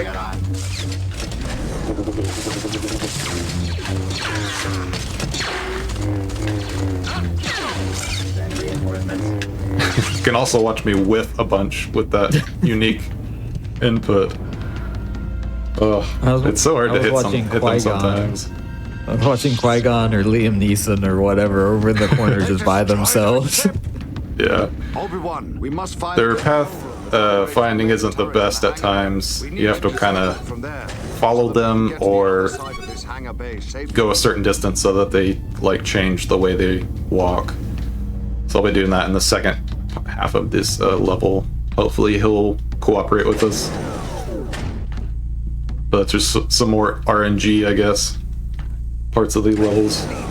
I'm calling security. No, not security. But now we gotta wait for him to catch up to us. There he is. Obi-Wan, guard the door while I work on the lock.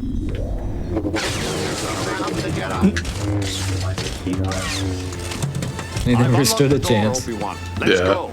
Hurry, Obi-Wan. If you stand right up against doors and certain laser gates, you can actually throw the saber through it. So we'll be doing that in a few sections to just get rid of enemies early. I'm still waiting to see the, like, I don't know if they have an official name, but the roly-poly droids. Oh yeah, the droidicas.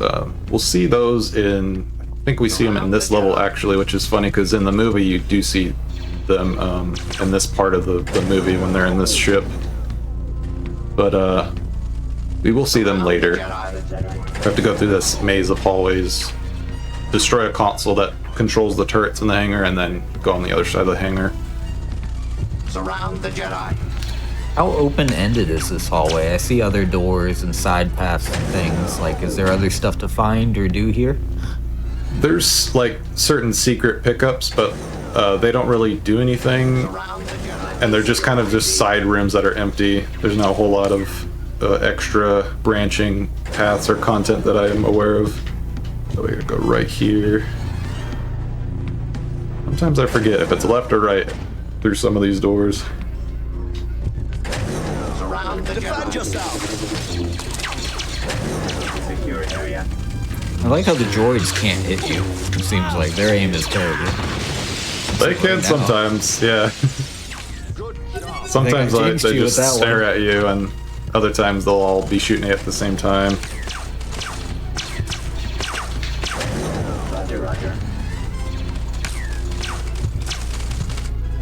So we're gonna get a couple health pickups on our way back, so we're a little bit better topped off.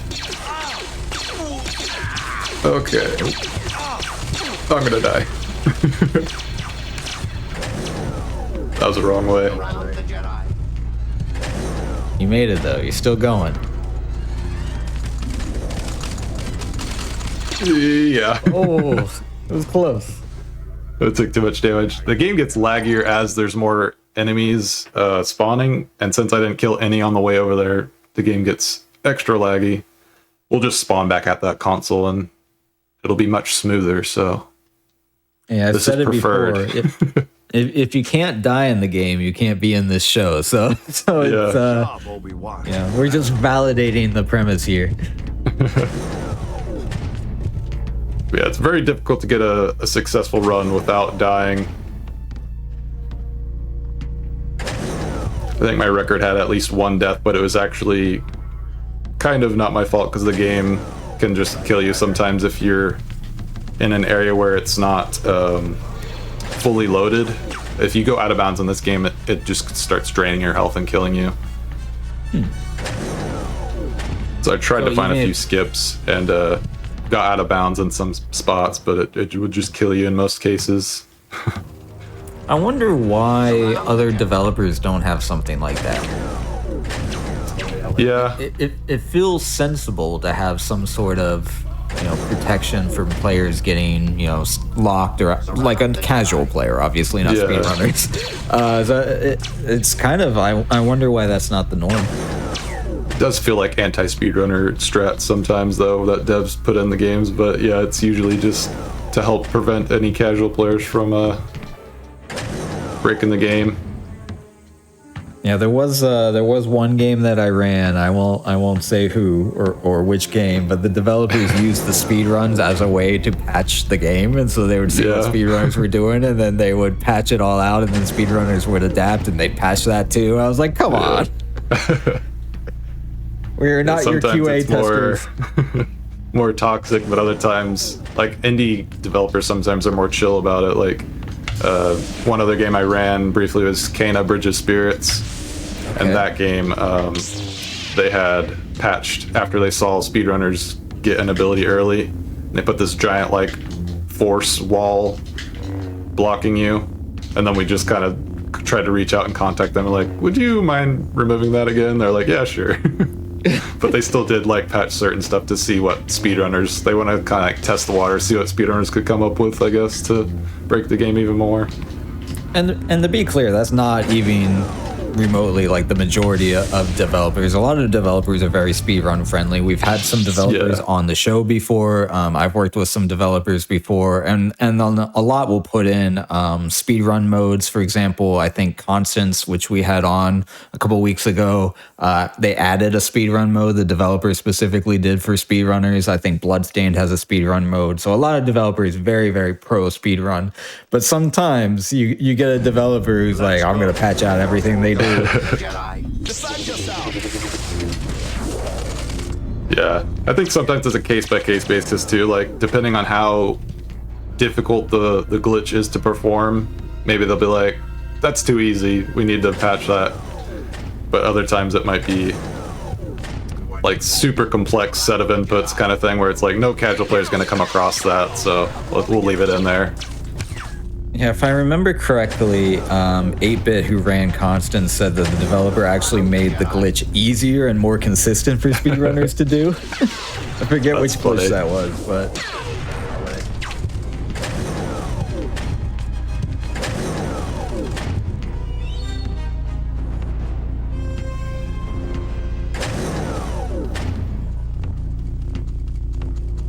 So we are still, story-wise, we're still in the Trade Federation, right? Yeah, we're in the Lucre Hulk ship with the Trade Federation. We're still, like, making our way through it, trying to reach the hangar, or not the hangar, the cockpit, basically, where the Separatists are hiding from us.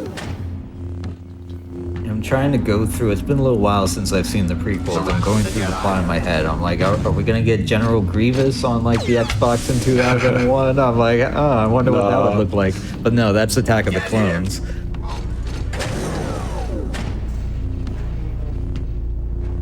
Yeah, it's mainly just Darth Maul, and we won't see him till the very end, sadly, but he is in the game. Will you cut him in half? I can try. Yesterday, we do a Kessel run for the Star Wars community, so I did this game yesterday for that event, and I ended up, the final hit was a overhead slash, so the BMAC guy that hosts the event was like, you cut him the wrong way in half. I cut him vertically in half. I was like, oh dang, you're right. As far as deaths go, that one's fairly iconic. But yeah, shout out, not affiliated in any way, but shout out to the Kessel Run Marathon. I think all of our runners, both on Perilous Paths and Scenic Route, were in that marathon over the weekend. So really cool event for the Star Wars community. Sith Lords are our specialty. I love reading chat right now. It didn't take long before we got a hating sand comment. Keep the prequel memes coming. I did read something the other day that like it was meant to be like a PTSD, like he hates sand because of how he grew up and all of that stuff, and like I don't think that translated when we watched it, but it supposedly has like a much deeper meaning. I suppose it makes sense, yeah, but the delivery and the way it's written just doesn't translate well. No, it's iconic for a reason, but I was reading about like some background on it. It was a whole like serious moment, and it did not work out that way.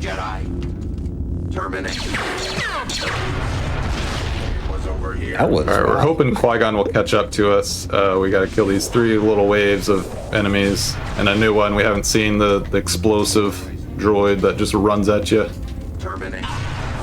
He says terminate, runs at you. Okay. I've never seen him land on the railing there. That's interesting.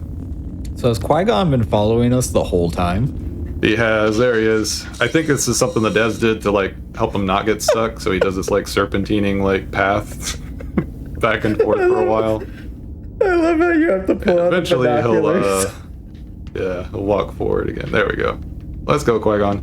I have to wait for him because if you go too far forward, the level deloads behind you and it'll kill him and it'll just force you back to the previous checkpoint. Wait, can you actually turn around with the binoculars and watch the screen deload and Qui-Gon die? Oh, I don't know actually. I think it doesn't deload until you go through one of the first couple doors in this hallway, but I haven't tried that. That'd be funny to see. I would say that would be one of the most hilarious things I've seen in a speedrun. Just like the screen goes black and Qui-Gon just like falls through the floor or something. Yeah. You just hear him yell and then the game's like, yep, previous checkpoint.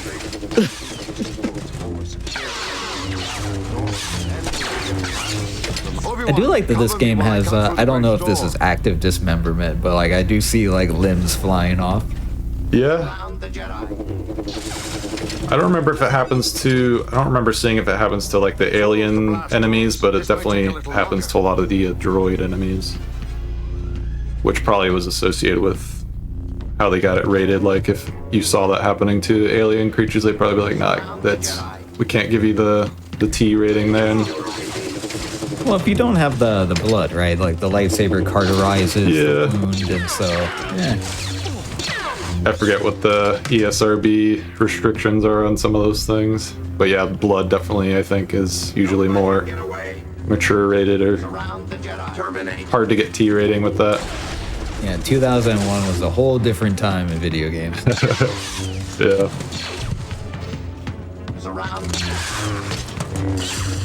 I love how Qui-Gon's just like chilling, just slowly like... Yeah, he's trying to destroy the door for us like in the movie, but we have to destroy all these. Yep, that wasn't too bad of a wave of enemies.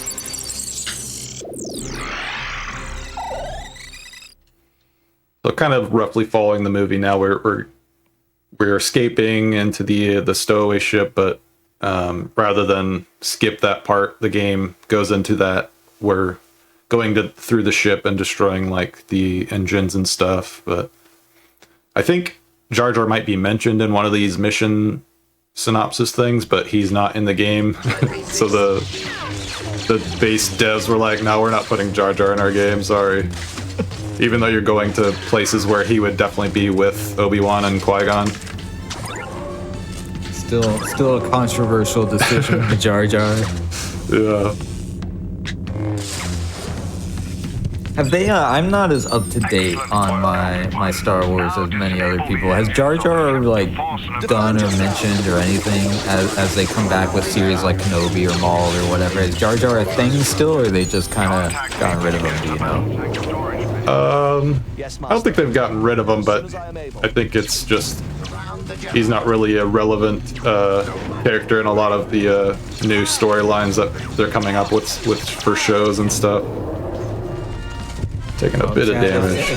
If anyone, yes, I see the Darth Jar Jar mention. If anyone in chat knows what's going on with Jar Jar, let us know. Yeah, I think they did do some Disney Plus thing with Darth Jar Jar, which is kind of funny.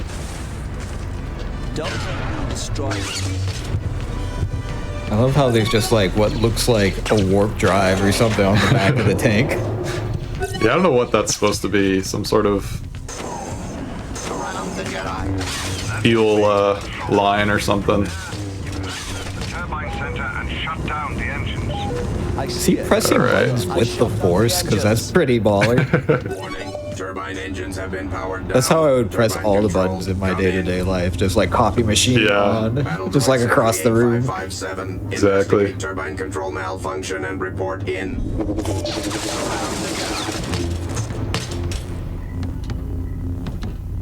Did you hear something? That's true. Baby Yoda has taken over Jar Jar. Surround the Jedi. Get him.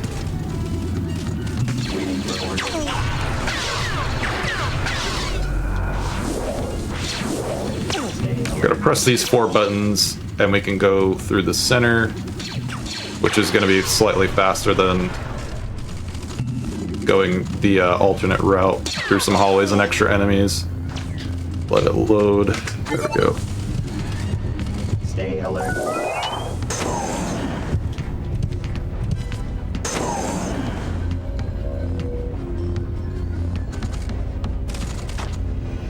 Surround the Jedi. Navigate on these walkways.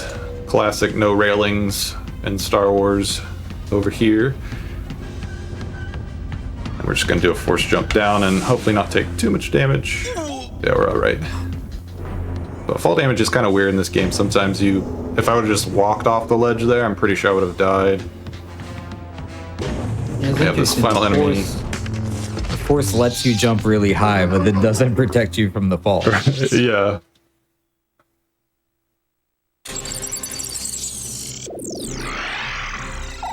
Alright, so now we're on Naboo, and city's under siege. The Trade Federation invaded Naboo, just like in the movie.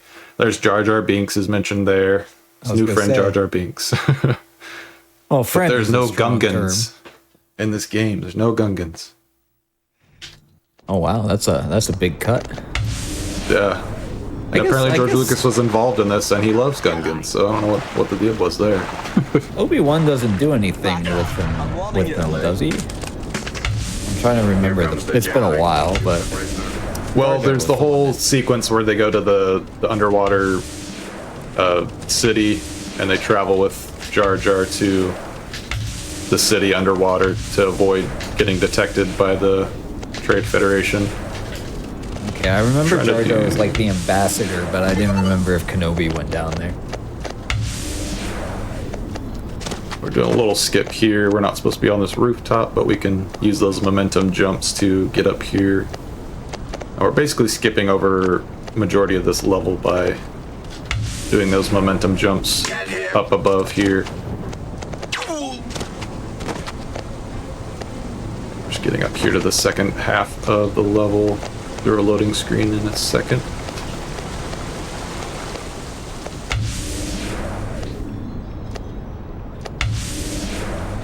I love the random quotes in chat, like the negotiations were short.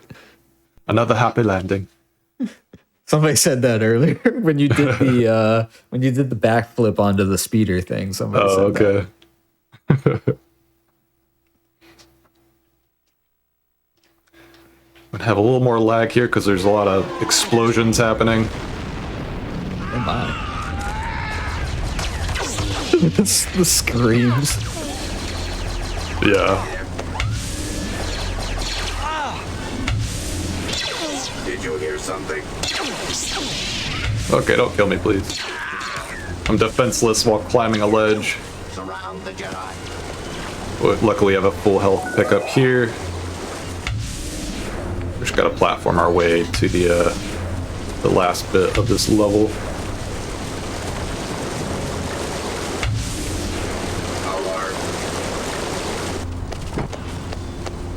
I do not remember like the city looking like this in the movies. Yeah.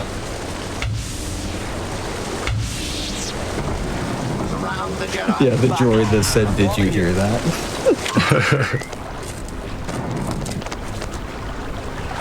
Okay. Try to platform down back into the water just so it's safer. Yeah, at least you can swim in this. I thought you were gonna die when you fell in. Yeah, water's usually a death sentence in a lot of games, but luckily they implemented swimming in this game.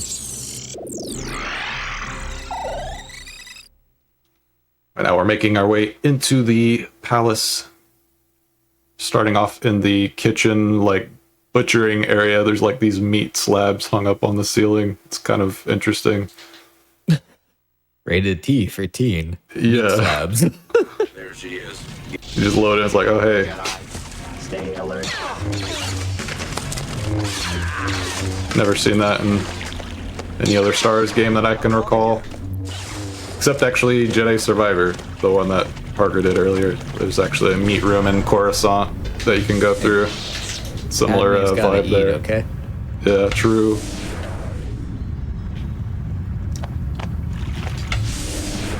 Obi-Wan, is everything okay? Obi-Wan, I fear the Queen is in grave danger. I'm unable to get to the throne room. It's up to you, Padawan. I won't let you down. I'll contact you once I get to the throne room. I love how I'm just listening to the voiceover. I love how he's like, "Is everything okay?" You're just like climbing through the meat room.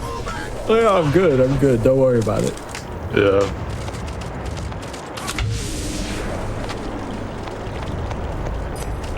Yeah, Qui-Gon's voice actor is pretty decent, but Obi-Wan's does not sound like Ewan McGregor to me at all. But that just kind of adds to the charm of it, to be honest. Had to kill all those droids before I let the Queen come up. This is Padme. Technically, she's still in her she's still technically like in hiding. Her decoy Queen is we still think is the actual Queen, but she's helping us guide through the palace to reach where the Queen is at. Anyone else have a Jedi on the Jedi? Charge our force up, take out this droidica immediately using that force charge ability. Wow. And now we have infinite force. So Kenobi's voice actor has actually gone on to be in over 200 things. Oh, really? Yeah, but this was one of the first things they did. They started in 1999, it looks like. Okay. So early on in their career. But yeah, has gone on to still voice acting today. Follow me. I can It's open awesome. the door for you. But you can hear like I can do the interact now. I'm not sure. That's his voice, and you'll hear it in a few other spots as well. I'll skip the end credits as well because there's like a compilation of like random voice lines that he did, and it's so funny. It just sounds like complete nonsense, but I listen to it every time I finish a run because it's just so absurd. Fun fact, he was in Star Wars Outlaws in 2024. So oh wow, has been in the Star Wars voiceover game for over 20 years. Lego Star Wars, yeah, they've been around. That's awesome. I need more looking up of voice actors in games. It's always cool to see like the overlap of stuff. There we go. There's a deflection. A lot of times I don't bother deflecting, but it's good to do it when you can. We're going to reactivate those shields so the other waves of enemies that spawn won't be able to attack us. And now we're going to throw this grenade up here to stun that guy. Get some extra grenades.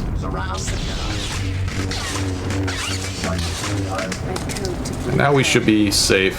Hopefully the sniper doesn't shoot us in the back or Padme here. Oh, okay. As long as we stand in front of Padme, we should be fine. But this is always a little bit scary because if she gets hit, it's just an instant restart from last checkpoint. So say not compared to the stormtroopers or whatever we saw in the first level. This is not much of a sniper. Just a few more seconds. Yeah. Let's go, Obi-Wan. All right. About halfway through the palace, we're going to be using some more of those grenades to stun certain enemies and be able to deal with them pretty quickly.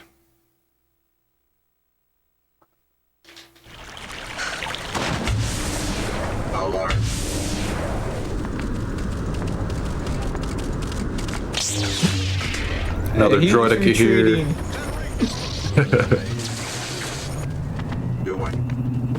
Gotta take them all out. Through the force field. Yeah. I saw something. Defend yourself. See your right. Pull back. Alright. Just gonna grab this health real quick. Just for safety. I don't know what that is supposed to be. It doesn't look like a health pack, but it just looks like a green orb that you pick up. Yeah, I forget when like God of War and everything came out, but green orbs were the thing for a very long time. Let's see, when was the first God of War? The door is unlocked. 2005. Oh, okay, that was actually way after this.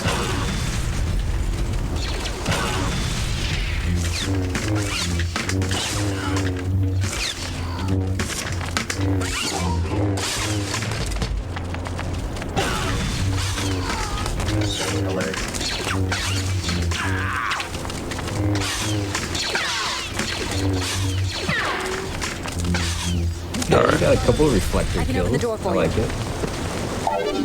Pretty quick dealing with those enemies there. Sometimes these Naboo soldiers will help you out and kill some of them for you, but occasionally you have to do most of the work. Alright, we're going to charge our force here because there's 2 more assassin droids we have to deal with. And luckily we can just kind of use our infinite force setup to chain a couple of instant kill attacks. Deal with them pretty quickly. Follow me. I can open the door for you.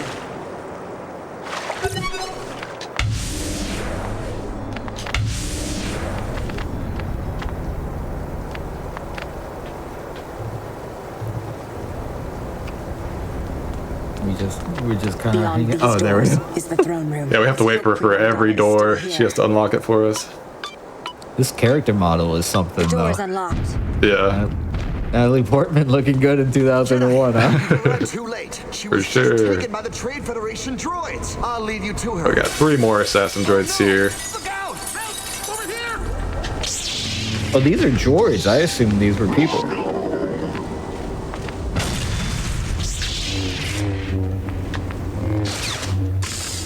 Yeah, they kind of look like the Jinha red dudes a little bit. All right. Got through them pretty quick.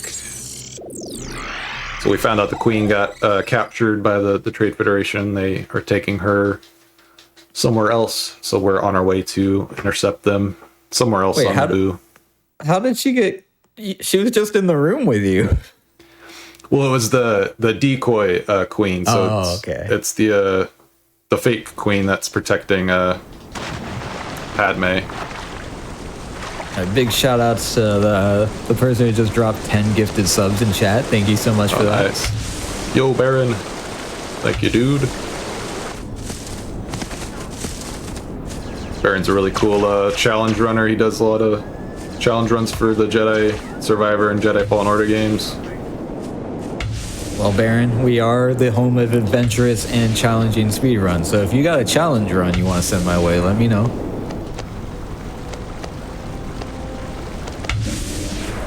Leave me alone!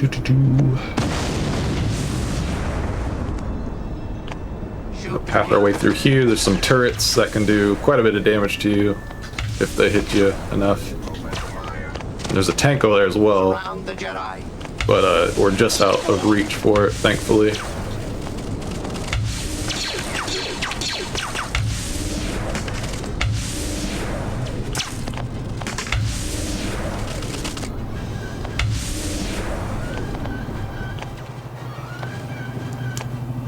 But luckily that's a pretty smooth first half of the level. As long as you're good at the platforming and you don't fall anywhere, it's pretty easy to get through that. Meanwhile, I'm just kind of looking at all the apartments and everything like, oh, this looks like some nice real estate. Waterfront property, good weather. There's a tree in the gazebo. Like, yeah. I'm like, yeah, it looks kind of nice here. Not too bad, not too bad. Yeah, I figure what it's based, like what Naboo is based off of, like a real place. Like, I can't remember what the place is called. Someone in chat would know. Send reinforcements. Gonna beeline it to these grenades here to hopefully stun these droids.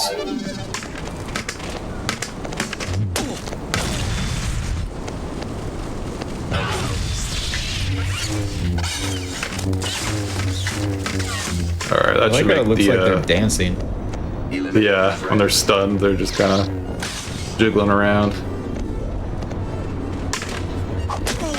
Oh. We got a straggler. Okay, my force attack got eaten somehow.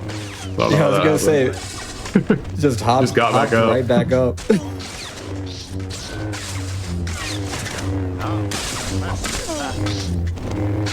Roger, roger. Somebody says Venice in chat. Venice, okay. I don't know. Did it have a lot of like boats and water in it? We've had some water, I guess. Oh, okay, come on, Obi-Wan. Get up there.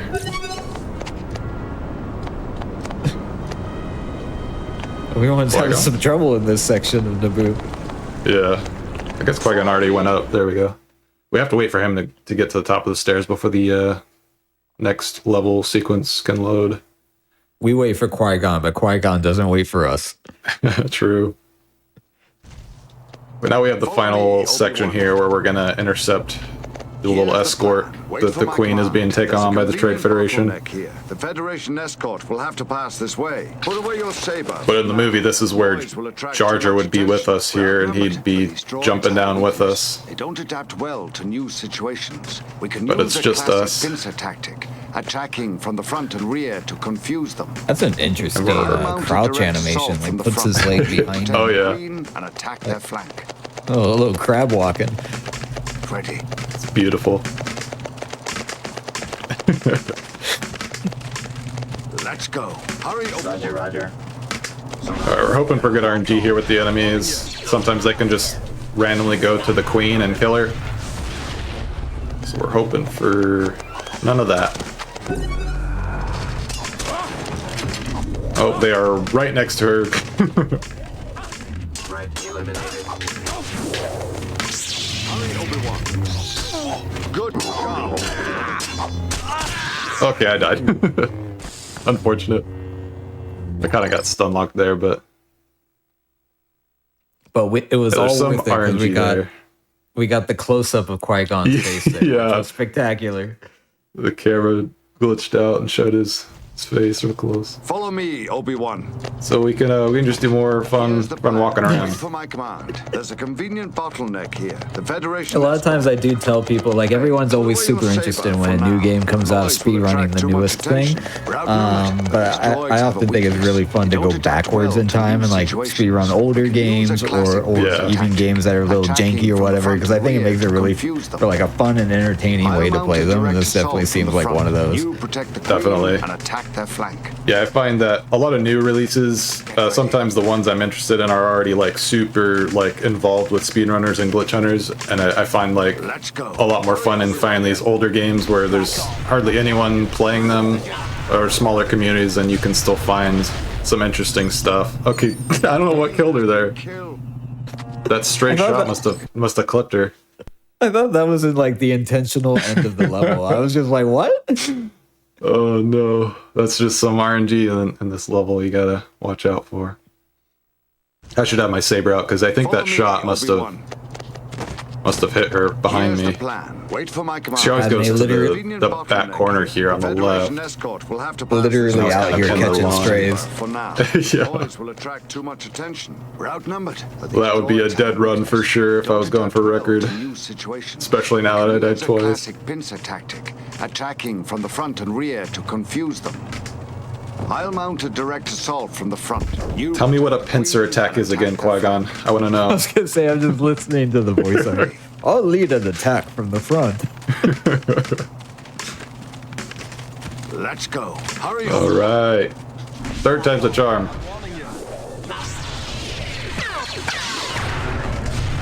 Okay. We pull our saber out this time, so hopefully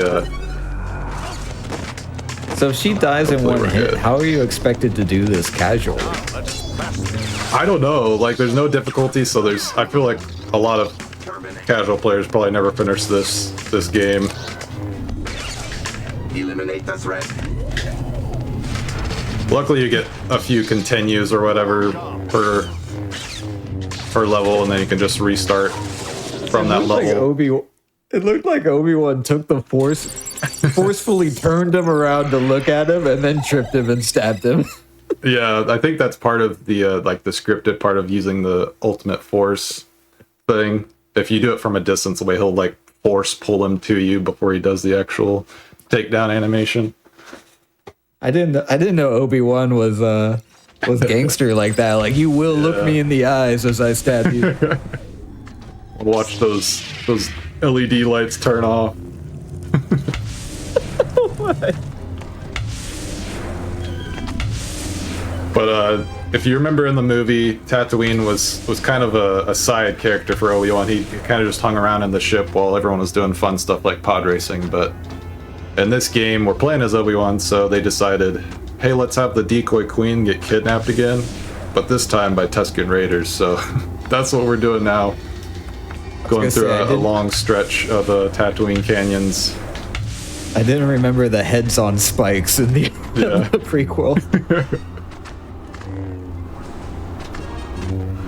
This is another pretty long one, like the betrayal mission, where we're kind of just going a decent distance, trying to maximize our movement as best we can.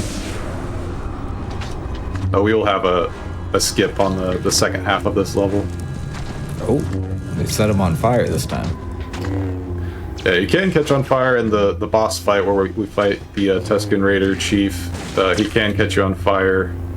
You have to like roll 5 times before you can extinguish the fire. So it's a little bit of a scary fight. A great way to teach children about stop, drop, and roll. True. Probably wouldn't roll quite like Obi-Wan does in this game to put myself out of being on fire, but does work. A little bit of a invisible wall there, it looked like. Yeah, some of the collisions kind of awkward at some spots.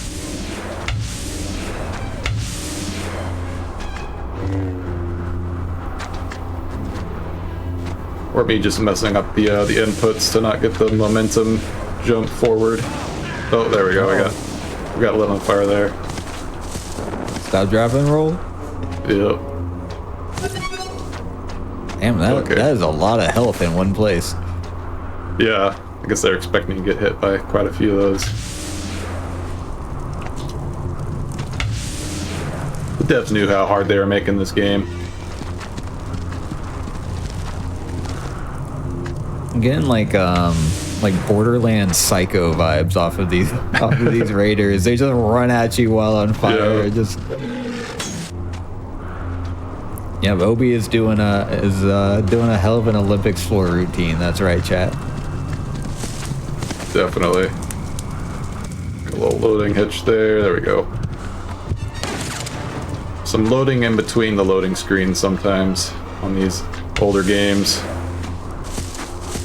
Game says, I need a second. Maybe spin that disc up a little bit more. So are you playing this on like a physical Xbox? Do you hear the fan just like going crazy? Yeah, definitely. Yeah, it's an OG Xbox on disc, so I do want to do the soft mod to it so I can play off of hard drive, but for now I've just been playing on disc.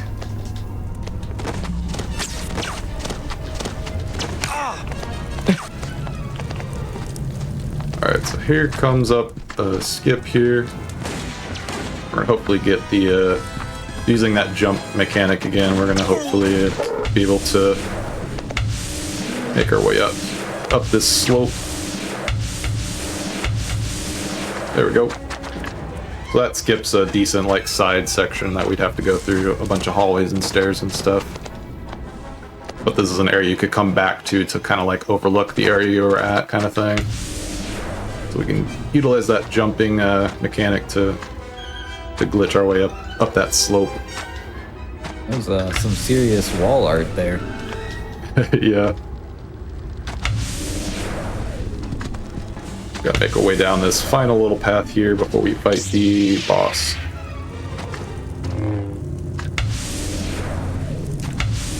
So in the meantime, right now, the rest of the gang is doing pod racing. True, yeah. They're having fun. We're tasked with rescuing the fake queen again. That we still think is the real queen, I believe. Padme hasn't revealed that she's the actual queen yet in the movie, so... I feel like Qui-Gon is like maybe not as good of a master as we like to think of him. He's just leaving you to do everything yourself. I'm gonna go race a car and whatnot and play with the kid, and you go do all this other stuff with the I don't know if they're cannibals, they were heads on pikes, but like with the very aggressive raiders.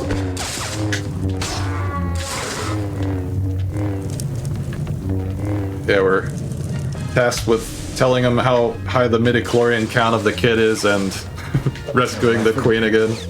I forgot about midichlorians.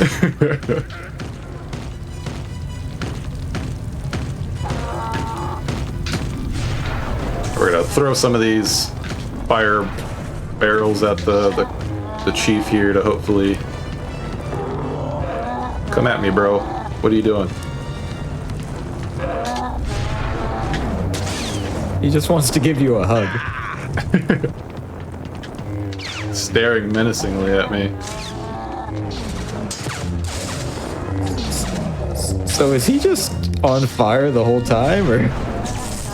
Oh, you're setting. If you throw those fire, barrels at him, yeah, he doesn't roll to extinguish himself, so he was not taught that trick. Okay, I thought he was just somehow setting himself on fire and running at you, like mental damage. You'd think kind of he thing, knows stop, drop, and roll because he has a fire weapon.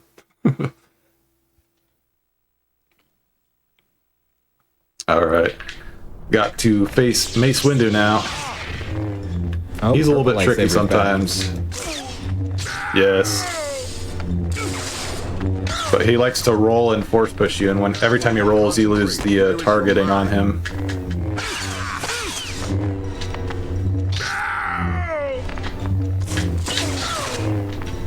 Hopefully we don't take too much damage here. There we go. There you go. Yeah, like I said, those overhead slashes are usually the best way of dealing with a lot of bosses and enemies because you can get like critical hits on the head. Oh. So just doing that jump over and over, sometimes you can kind of stun lock them into not knowing how to combat that. So now we're back on Naboo. Some of the Naboo guys got captured, so we're going to go rescue them.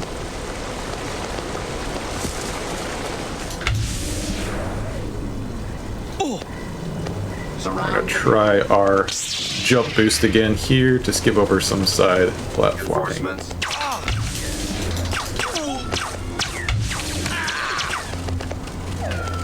Let's see if we can... There we go. Gotta have your angle just right for that to work. Either parallel to the wall or like have Obi-Wan's back facing the wall for that to be better chance of resetting your jump.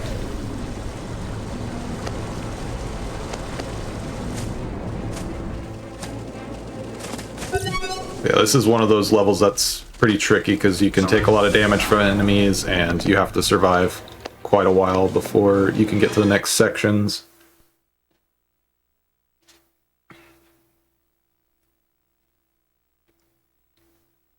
But when I was first learning this route, the previous record holder, Silence of the Lammy, he had a skip where he did these jump boost tech to go out of bounds over this wall on the backside of that shield, but I found out that you can just destroy the shield by doing a heavy attack in that corner. So I'm pretty sure he was probably pissed when I posted my run doing that. You were like, did you try opening the door? Yeah, well, it's not obvious because like usually there's like this little battery pack thing on the wall if you can destroy the shield, but it's like hidden in that corner column. But I was just messing around trying to do the skip and ended up doing a heavy attack in that corner. I was like, oh, you can actually turn off the shield. So here's the first time we're going to be using the sniper to try to deal with some of these droids. I missed quite a few shots, but that's alright.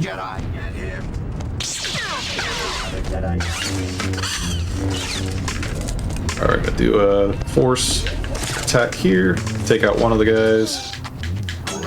Oh, he can hit you during the animation. Yeah.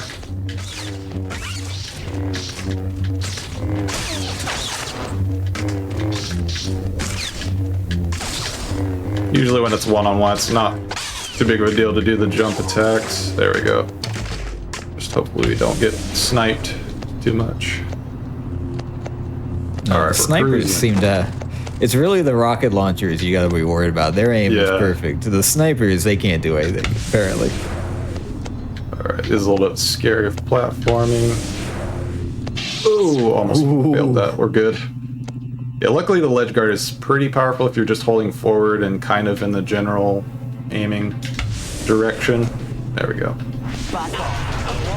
Otherwise, we'd have to do a very slow, like, shifting along the ledge, holding onto it. It would take forever. For the youngins out there, nothing is scarier than platforming in the early days of 3D gaming. Yeah, because luckily there's a checkpoint on the bridge there, but I'd have to face all the enemies again. But some games, you know, they don't have hardly any checkpoints at all, and you'd have to start the entire level over, which hang back until the coast is clear. would not be fun. Just gotta deal with the skill issue. Get good. I love how colorful the doors are. For some reason, they just like stand out. Surround the Jedi. Let's see if we can get a saber throw to deal with most of these enemies here.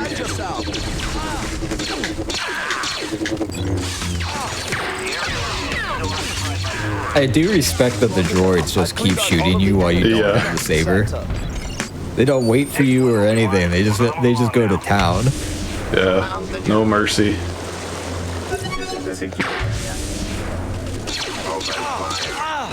Alright, hopefully our health doesn't get too low here. We're gonna grab a couple more health packs if we need it. In fact, I might go ahead and beeline it this way. Okay. Still getting shot, but... Okay. Oh! We're fine. Go watch out for those guys because they like to explode.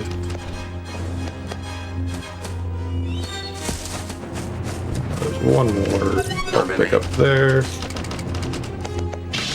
Alright. Health should be decent enough now for this last wave of enemies. But normally we're supposed to rescue those dudes and like literally follow them out. But by doing that shield, destroying that shield early, we can go to the final section early. Nice. That was a nice shot there, sniper. Don't usually aim that well, but we're alright. You gotta give respect to the NPCs when they do a good job every now and then. Just tip your cap. Be like, 99% of the time you miss me, but good job today. Oh, that killed me. My saber just flew off into the distance. Luckily, we have continues here, and we just start back from the beginning part of this last section. They have some serious explosions when they die. Yeah. I thought I would have been far enough away, but the explosion's pretty big, so...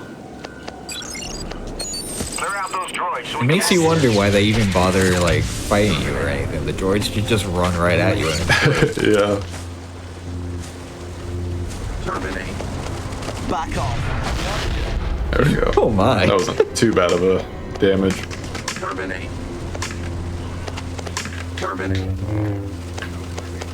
Defend yourself. Okay.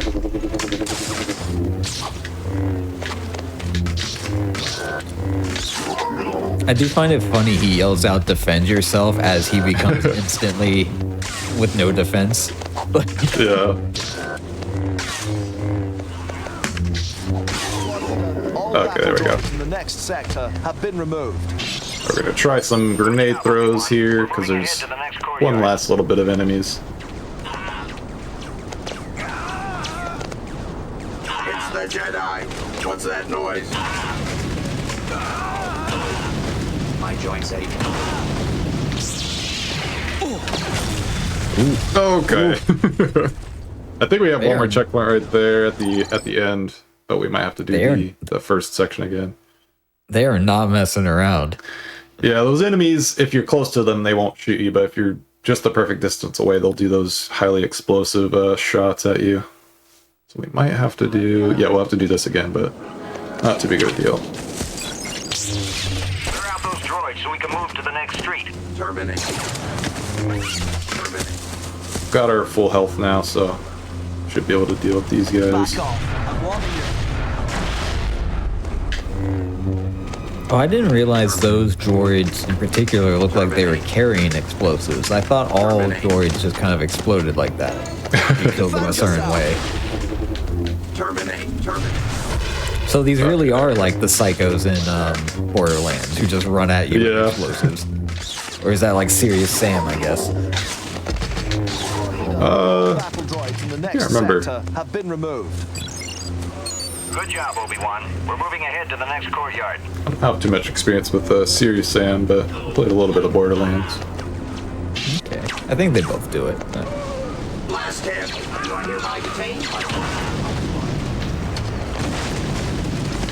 Okay, one big one down. There we go. That got them all that time. End level, hello? Was there one more? Oh, there it goes. Okay. The area ahead is still occupied by droids. It was a little bit delayed on the final voice line there. To the resistance. Now's your chance to escape. Excellent, Obi-Wan. We're gonna move along now. Squad leader Naboo 1 requesting access to the south entrance. Asha, the Jedi has freed us. Alright. That was probably the hardest level, so we finally dealt with that. We have one more level where we have to deal with a turret that's shooting down some other fighters that are trying to take down the Lucre Hulk in the orbit like in the movie. But I don't remember Obi-Wan doing this, but we're gonna just do what it says and follow along with the level. It's part of the extended cinematic universe. Yes. Okay. There might be like a novel or something where they talk about it. Yeah. Roger. Surround the Jedi. Okay, we're gonna go for a jump boost, skip here. I don't know how I whipped that point blank swing, but that's alright. I like how long it took for the droid to turn around too. Just like, oh, you're up here now.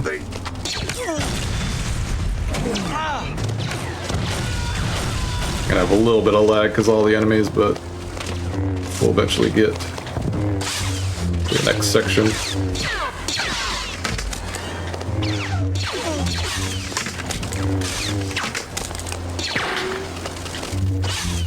Surround the Jedi. One final wave here.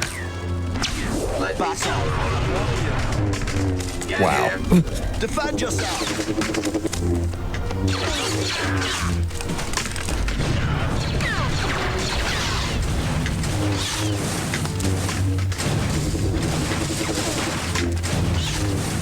Open fire. All right.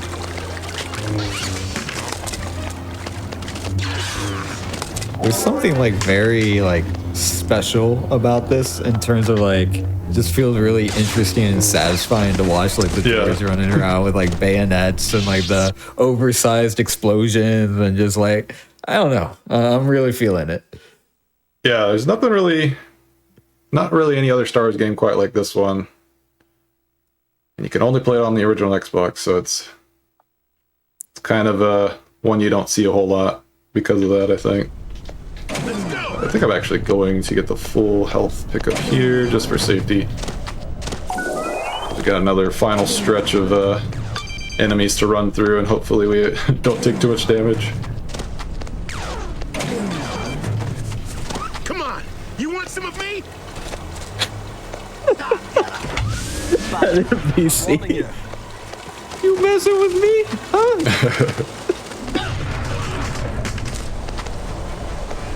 Yo, Blackout. May the 4th be with you as well, sir. Surround the Jedi. There's another game I've been speedrunning on and off called Whiplash on the PS2 and Xbox, and Blackout's been glitch hunting it a bunch with our small community. That's another hidden gem run for sure, I'd say. There's hardly any runs on the board for that game.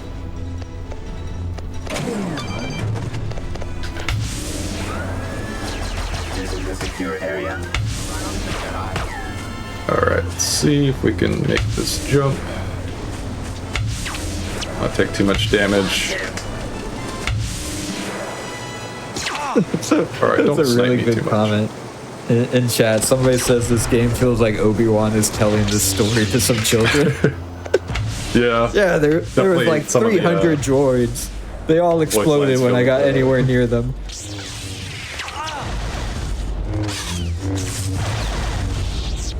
Alright. Destroyed the turret.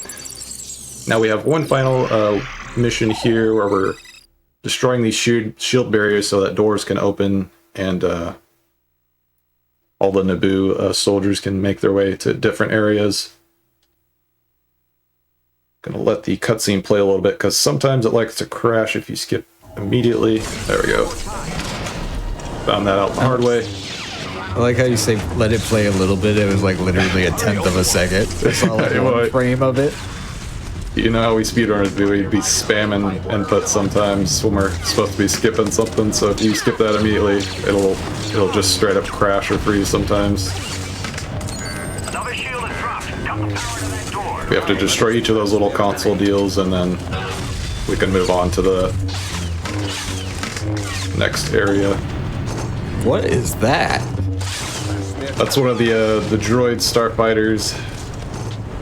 They're droids themselves. There's no like droid in the cockpit. I don't think Which that I didn't know they were like. I didn't know they were like canon when this game was coming out. I thought they were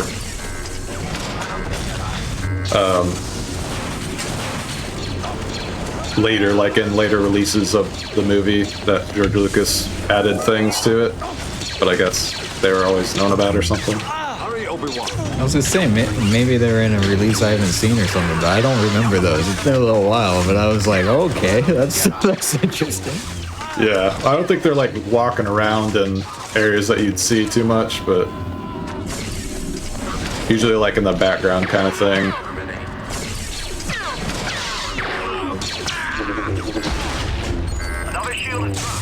Alright.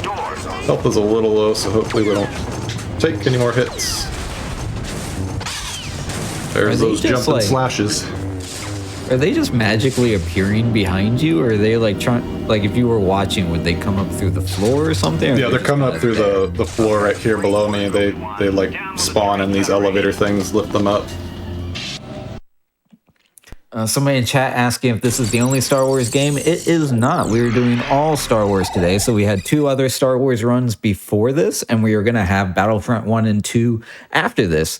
And if you have missed any of those runs, then you can always check out our YouTube over at youtube.com/gamesdonequick, and that will have all of our runs and events and different things there. It might take us a week or so to get this video up, but if you want to check out the other runs that we've had today, that's always a good way to do so. Master, no! One thing I just realized is there's RNG at the start of this, depending on how long it takes Darth Maul to kill Qui-Gon there. I think in my record run, he dies almost immediately, but in this just now, he took like 10 seconds to die. This is what we've been waiting for. Here's Maul. We'll see if we can one-cycle him. If we do our jumping slashes, we might be able to do that. All right, don't forget, you have to go sideways at the end. True.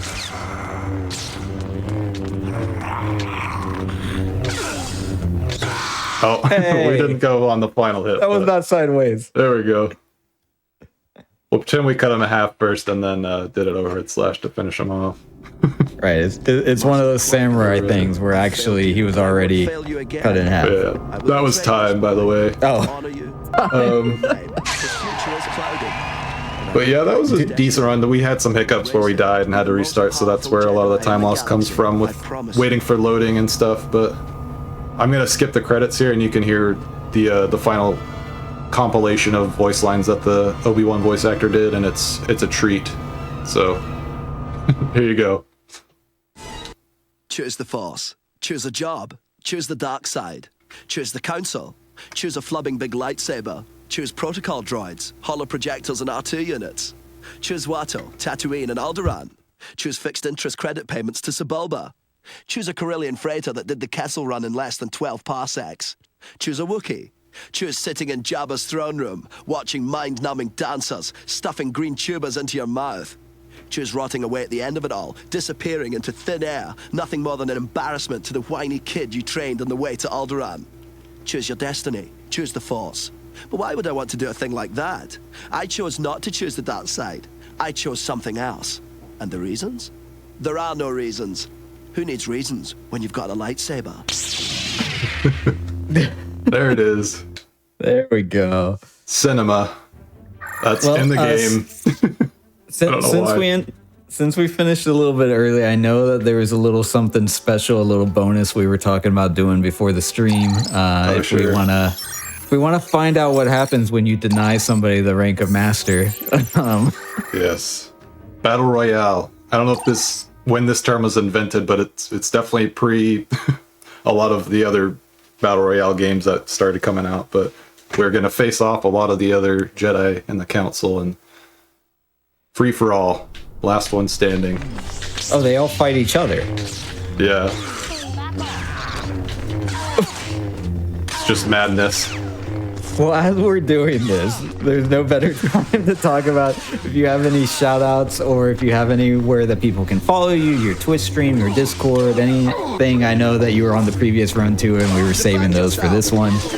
Since we're not taking the Battle Royale too seriously, if you want to go ahead and do those now. Yeah. Just my name, ZMoneyTrain, is on for Twitch and YouTube. I mostly just post glitches that I find or speedruns that I'm doing, PBs and world records and things like that. Trying to do more videos hopefully, but for now that's all you're going to be able to expect.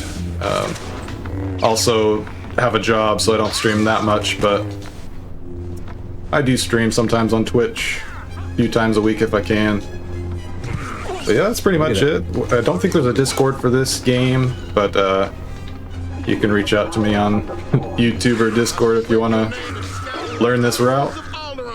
There's only 5 runs on the board, so I definitely think it's one of those hidden gem type speedruns that it's not too hard to learn. There's some skips here and there, but you're basically just playing through all the levels to complete it. But yeah, that's basically it. I got money on Samuel L. Jackson for this. Yeah. I don't think I'll be able to survive. It ends if I die, so. Oh, we got that's all 4 right. left. Let's see what happens. I can kind of third party some of these fights going on. Okay, Right, 2 left. Oh. Okay, I'm 1 shot. All right, Mason, sliver of health. Let's go. Oh my. Mason and Qui-Gon are just kind of staring at each other over here. Oh, there's. Is there a doing the crab walk. Is there a category for this? Does this have an IL There's not, category? but there should be for sure. All right, Okay. Mace. I called Samuel L. Jackson at the start. Oh. This is intense. Defend yourself. Oh, he's crab walking at me. No, he's force pushing me. This is the best way to end a show ever. Happy Star Wars Day, everyone. No. This is for you. Oh no! GG, Mace. All right, Mace is the ultimate champion of Star Wars Battle Royale. That was perfect. Thank you for doing that. For sure. So that is going to end everything here for us at Perilous Paths. I want to take a moment to thank everyone who has been on the show today. That includes Lane with doing Star Wars Knights of the Old Republic, Parker, who did Jedi Survivor, Z-Money doing comms on that, and then of course Z-Money Train doing Obi-Wan any percent right here. And as always, a big shout out and thank you to my producer Ray for everything that they do behind the scenes and during the stream. Literally could not do the show without them. But don't go anywhere. We are going to be back with the scenic route doing Battlefronts 1 and 2, and I've heard that there is a resurgence on the Battlefront 2 servers. There's some new content, there's some new patches. I'm sure they're going to talk about that more, so definitely stay tuned.